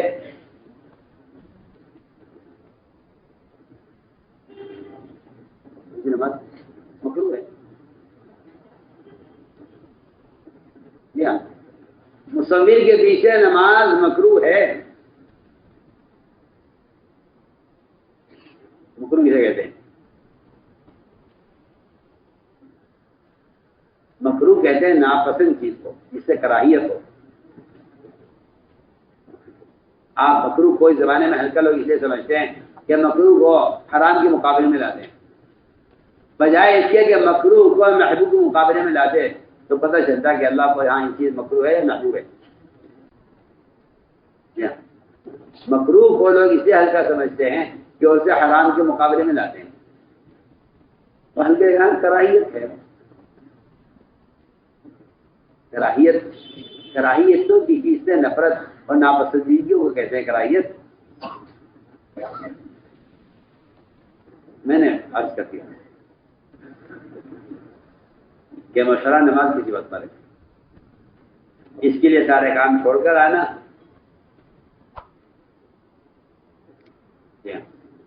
سارے کام چھوڑ کر آؤ، جیسے نماز کے لیے آ جاتے ہو مشورے کے لیے آ جاؤ۔ فرمایا کہ اگر لقمہ دینا ہے امام کو تو نماز میں شامل ہو کر لقمہ دے سکتے ہیں، خارج صلاۃ کا لقمہ امام لے گا نہیں۔ اگر خارج ذاتی لقمہ امام لے لے گا تو نماز سب کی فاسد ہو جائے گی۔ نہ آپ خروج میں، نہ آپ گشت میں، نہ آپ تعلیم میں، نہ آپ دعوت کے میدان میں، اور آپ یہ کہیں کہ ہماری رائے نہیں سنی جاتی، تو آپ پہلے سارے کام میں مشغول ہوئیے، سارے کام میں شریک ہوئیے۔ اگر ایک مقتدی کا رکوع چھوٹ گیا ہے یا کوئی بغیر نیت کے امام میں شامل ہو گیا ہے یا وہ اپنی نماز الگ پڑھ رہا ہے اور امام کو لقمہ دے رہا ہے، تب بھی امام اس کا لقمہ نہیں دے گا۔ لازمی بات ہے کہ مقتدی آپ کی نماز میں شریک ہو اور اس کی نماز صحیح ہو، اور وہ آپ کے ساتھ جو نماز میں شریک ہے باوضو ہو۔ ان ساری شرائط کے ساتھ اس کا لقمہ امام قبول کر سکتا ہے۔ پکی بات ہے۔ جی ہاں، آپ اس امام کو لقمہ دے رہے ہیں، پہلے سوال اس بات کا ہے کہ آپ اس کی نماز میں پوری طرح شریک ہے یا نہیں ہے؟ جی ہاں، اگر آپ اس کے مقتدی نہیں ہیں تو پھر آپ اس کے مشیر اور اس کو لقمہ دینے والے نہیں ہو سکتے۔ آپ کو لقمہ دینے کے لیے ان کی نماز میں آپ کو شریک ہونا پڑے گا، ورنہ آپ کا لقمہ خارج صلاۃ سے کا لقمہ ہے جس کو امام لے گا نہیں۔ اس لیے میں عرض کرتا ہوں بہت تاکید سے کہ اپنے مشورے میں رائے اس طرح پیش کرو۔ میں کیا عرض کروں، لوگ اپنی رائے مخلوق پر پیش کر دیتے ہیں، اپنی رائے مخلوق پر پیش کر دیتے ہیں۔ پہلے اپنی رائے خالق کے سامنے پیش کرو۔ اے اللہ، میرے دل میں یہ بات آ رہی ہے، اگر یہ بات تیرے نزدیک بہتر ہے تو تو اس بات کو میری زبان پر جاری کر دے، اور اگر یہ بات تجھے مطلوب نہیں ہے، تیرے یہاں پسند نہیں ہے، تو یہ رائے مجھے بھلا دے۔ مولانا صاحب یہ دعا بہت مانگا کرتے تھے، اے اللہ میری ذات سے جو چیز پسند ہے تو مجھے اس پر جما دے، اور جو چیز تجھے پسند نہیں ہے تو مجھے اس سے جھٹک کر ہٹا دے۔ میں حیران ہوتا ہوں، وہ لوگ اپنے گھر کے معمولی کاموں کے لیے اللہ سے استخارہ کرتے ہیں، اللہ کے کام کے لیے استخارہ نہیں کرتے۔ اللہ استخارہ کرو، اے اللہ یہ بات دل میں آ رہی ہے، اگر تجھے پسند ہے تو تو اس کو کرو، اس کو عمل میں لے آ، اور اگر یہ بات تجھے پسند نہیں ہے تو تو ہمیں چیز بلا دے۔ مشورے سے پہلے 2 رکعت نماز پڑھ لیا، 2 رکعت نماز پڑھ لیا، مشورے سے پہلے 2 رکعت نماز پڑھ کے اللہ سے مانگ لیا کرو کہ اللہ ہمارا شکر الہام فرما دے، اور جو چیز تو ہم سے چاہتا ہے تو اس کو ہمارے دلوں پر کھول دے۔ مشورے میں رائے ڈرتے ہوئے، مشورے کا اور امیر کا احترام کرتے ہوئے یوں کہا جائے کہ اگر ایسا ہو جائے، اگر یعنی آپ کو یہ کرنا ہے، اگر ایسا ہو، اور یہ کہ مشورے میں جب بھی آؤ، مشورے میں فریق بن کر مت آؤ، رفیق بن کر آؤ. ہمارا مشورہ ہے، یہ عدالت نہیں ہے. عدالت میں آدمی فریق بن کر آتا ہے، باپ بیٹا بھی فریق ہوگا، بھائی فریق ہوں گے، چچا بھتیجے فریق بن کر آئیں گے، آپ کا پڑوسی فریق بن کر آئے گا. عدالت میں جو بھی آتا ہے وہ اپنے مقابل کا فریق بن کر آتا ہے. لیکن مشورے میں، ہمارے مشورے میں کوئی آدمی دو رائے لے کر آ جائے اور فریق بن کر آئے، اس کی ہمارا مشورے میں کوئی گنجائش نہیں ہے. مشورے میں دوست بن کر آؤ، رفیق بن کر، ایک رائے یہ جو مجھے فیصلہ ہو. مشورے میں کیا بن کر آؤ؟ رفیق بن کر دیا، فریق بن کر نہیں. فریق بن کر کبھی مت آنا مشورے میں. باوجود فیصلہ ہونے کے آپ آپس میں ملیں گے نہیں، کیونکہ آپ فریق بن کر مشورے میں آئے. مشورے میں رفیق بن کر آؤ،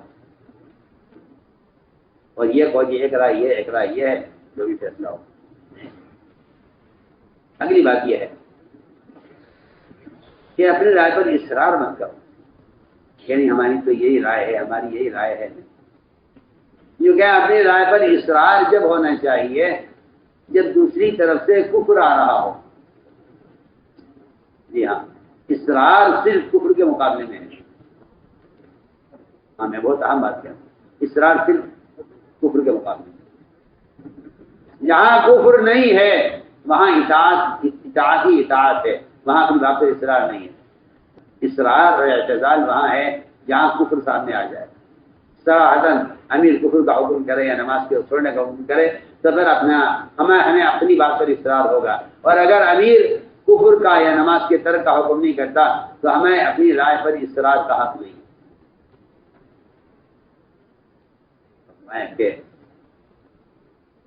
ابھی رائے پر اصرار نہ ہو، کیونکہ جہاں اصرار ہوگا وہاں اختلاف ہوگا. میں بالکل یہ یعنی سیرت سے بھری ہوئی ہے، جہاں اصرار ہوگا پھر رائے پر وہاں اختلاف ہوگا. منافقین کا سردار عبداللہ بن ابی اپنی رائے والوں کو لے کر الگ ہو گیا کہ جی ہماری رائے والا ویسا ہو جائے. اس نے اختلاف پر تشکیل کی ہے، باقاعدہ تشکیل کی ہے کہ کون کون ہے جو ہمارے ساتھ ہے. یہ کہہ کر اس نے آپ صلی اللہ علیہ وسلم نکلے احد کی طرف. اس کی رائے یہ تھی کہ نہیں، مدینے میں رہ کر مقابلہ کریں. جب فیصلہ ہو گیا تو بات ختم ہو گئی، اس لیے کہ فیصلہ 100 رائے کو ایک رائے کرنے کے لیے ہوتا ہے. وہ مانا نہیں، اس نے کہا نہیں میں تو ہماری طرف ہمارے رائے پر عمل کیجیے، ہم آپ کے ساتھ دیں گے، اگر ہمارے رائے پر آپ عمل نہیں کرتے ہم آپ کے ساتھ نہیں دیں گے. یہ کہہ کے وہ الگ ہو گئے. 300 آدمی اس نے اپنے ساتھ تشکیل کیے. جی ہاں، محنت کی اس نے صحابہ پر محنت کی اور ڈرایا اس بات سے کہ اگر تم ان کا ساتھ دو گے تو تم جو ہے ہلاک ہو جاؤ گے اور کامیاب نہیں ہوگے. ہمارا تجربہ ہے، لہٰذا ہماری رائے پر عمل کرو. یہاں سے 2 جماعتیں بنی، 300 آدمی مدینے میں رہ گئے، کچھ درمیان راستے سے واپس آ گئے. 700 صحابہ آپ کے ساتھ نکلے. اللہ نے 700 کو غالب کر دیا 3000 پر. اللہ نے بتا دی.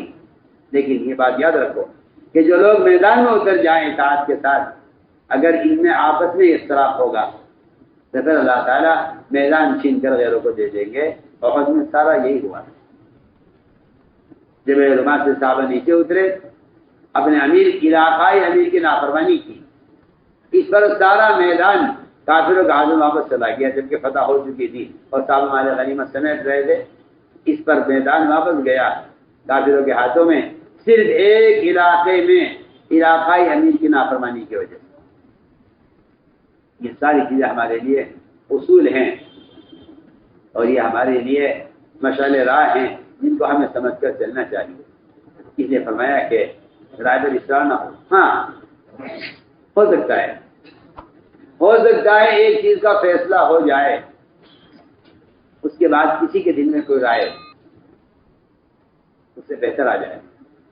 تو فرمایا کہ اس کا طریقہ یہ نہیں ہوتا سیاسی لوگوں کی طرح کہ وہ آج کے فیصلے کو ختم کرنے کے لیے کل کو دوبارہ مشورے میں بات رکھ دیں. اور کل تک اپنے رائے کے ساتھ تیار کریں. بھائی ہماری رائے ہو رہی، آپ کی کیا رائے؟ ہماری رائے، آپ کی کیا؟ بھائی فیصلہ ہو چکا ہے کہ نہیں. ہماری رائے تو یہ ہے، آپ بھی کل کو رائے رکھنا مشورے میں، آپ بھی بولنا، بھائی فلاں آپ بھی بولنا، بھائی آپ بھی بولنا. جی ہاں، میں آپ سے بالکل جو صورتحال ہے مشورے کی میں آپ سے عرض کر رہا ہوں. یہ بے تکلف آپ سے کیا، یہ سیاسی مزاج ہے، یہ سڑا ہوا گندا جمہوری شیطانی مزاج ہے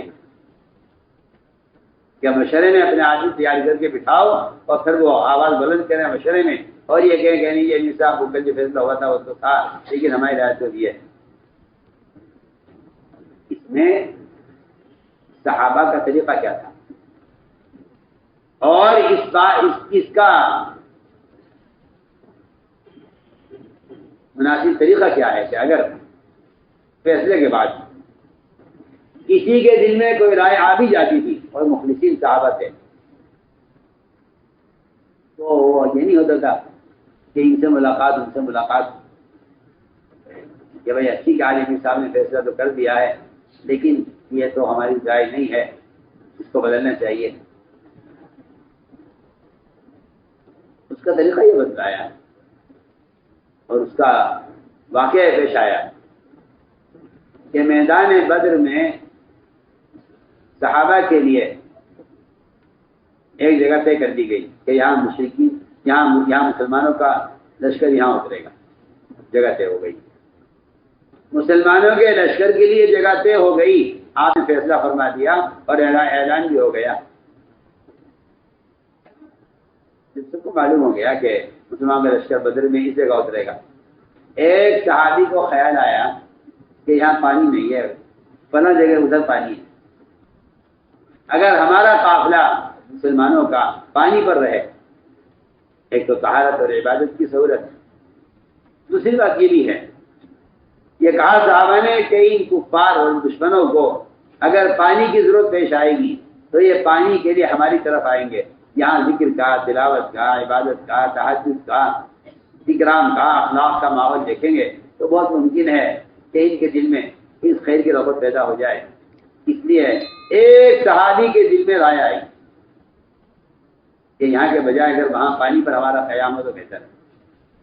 اب دیکھیے آپ انہوں نے اس رائے کا ذکر نہیں کیا، اس رائے کا کسی ذکر نہیں کیا. آپ صلی اللہ علیہ وسلم کو تنہا بیٹھا ہوا پایا، آئے آپ کے پاس اور آ کر عرض کیا رسول اللہ میں ایک بات پوچھتا ہوں آپ سے، آپ نے جو بدر کی جگہ طے کی ہے یہ بدر کی جگہ آپ نے وحی سے طے کی ہے، اللہ کے حکم سے طے کی ہے یا اپنی رائے سے طے کی ہے؟ اگر اللہ کا حکم ہے پھر تو میں سوال میں اپنی رائے زبان پر لاؤں گا ہی نہیں، ابھی اس کو بلا دوں گا. اور اگر آپ نے یہ جگہ اپنی رائے سے طے کی ہے تو میں آپ سے اجازت مانگتا ہوں، کیا میں رائے دے سکتا ہوں؟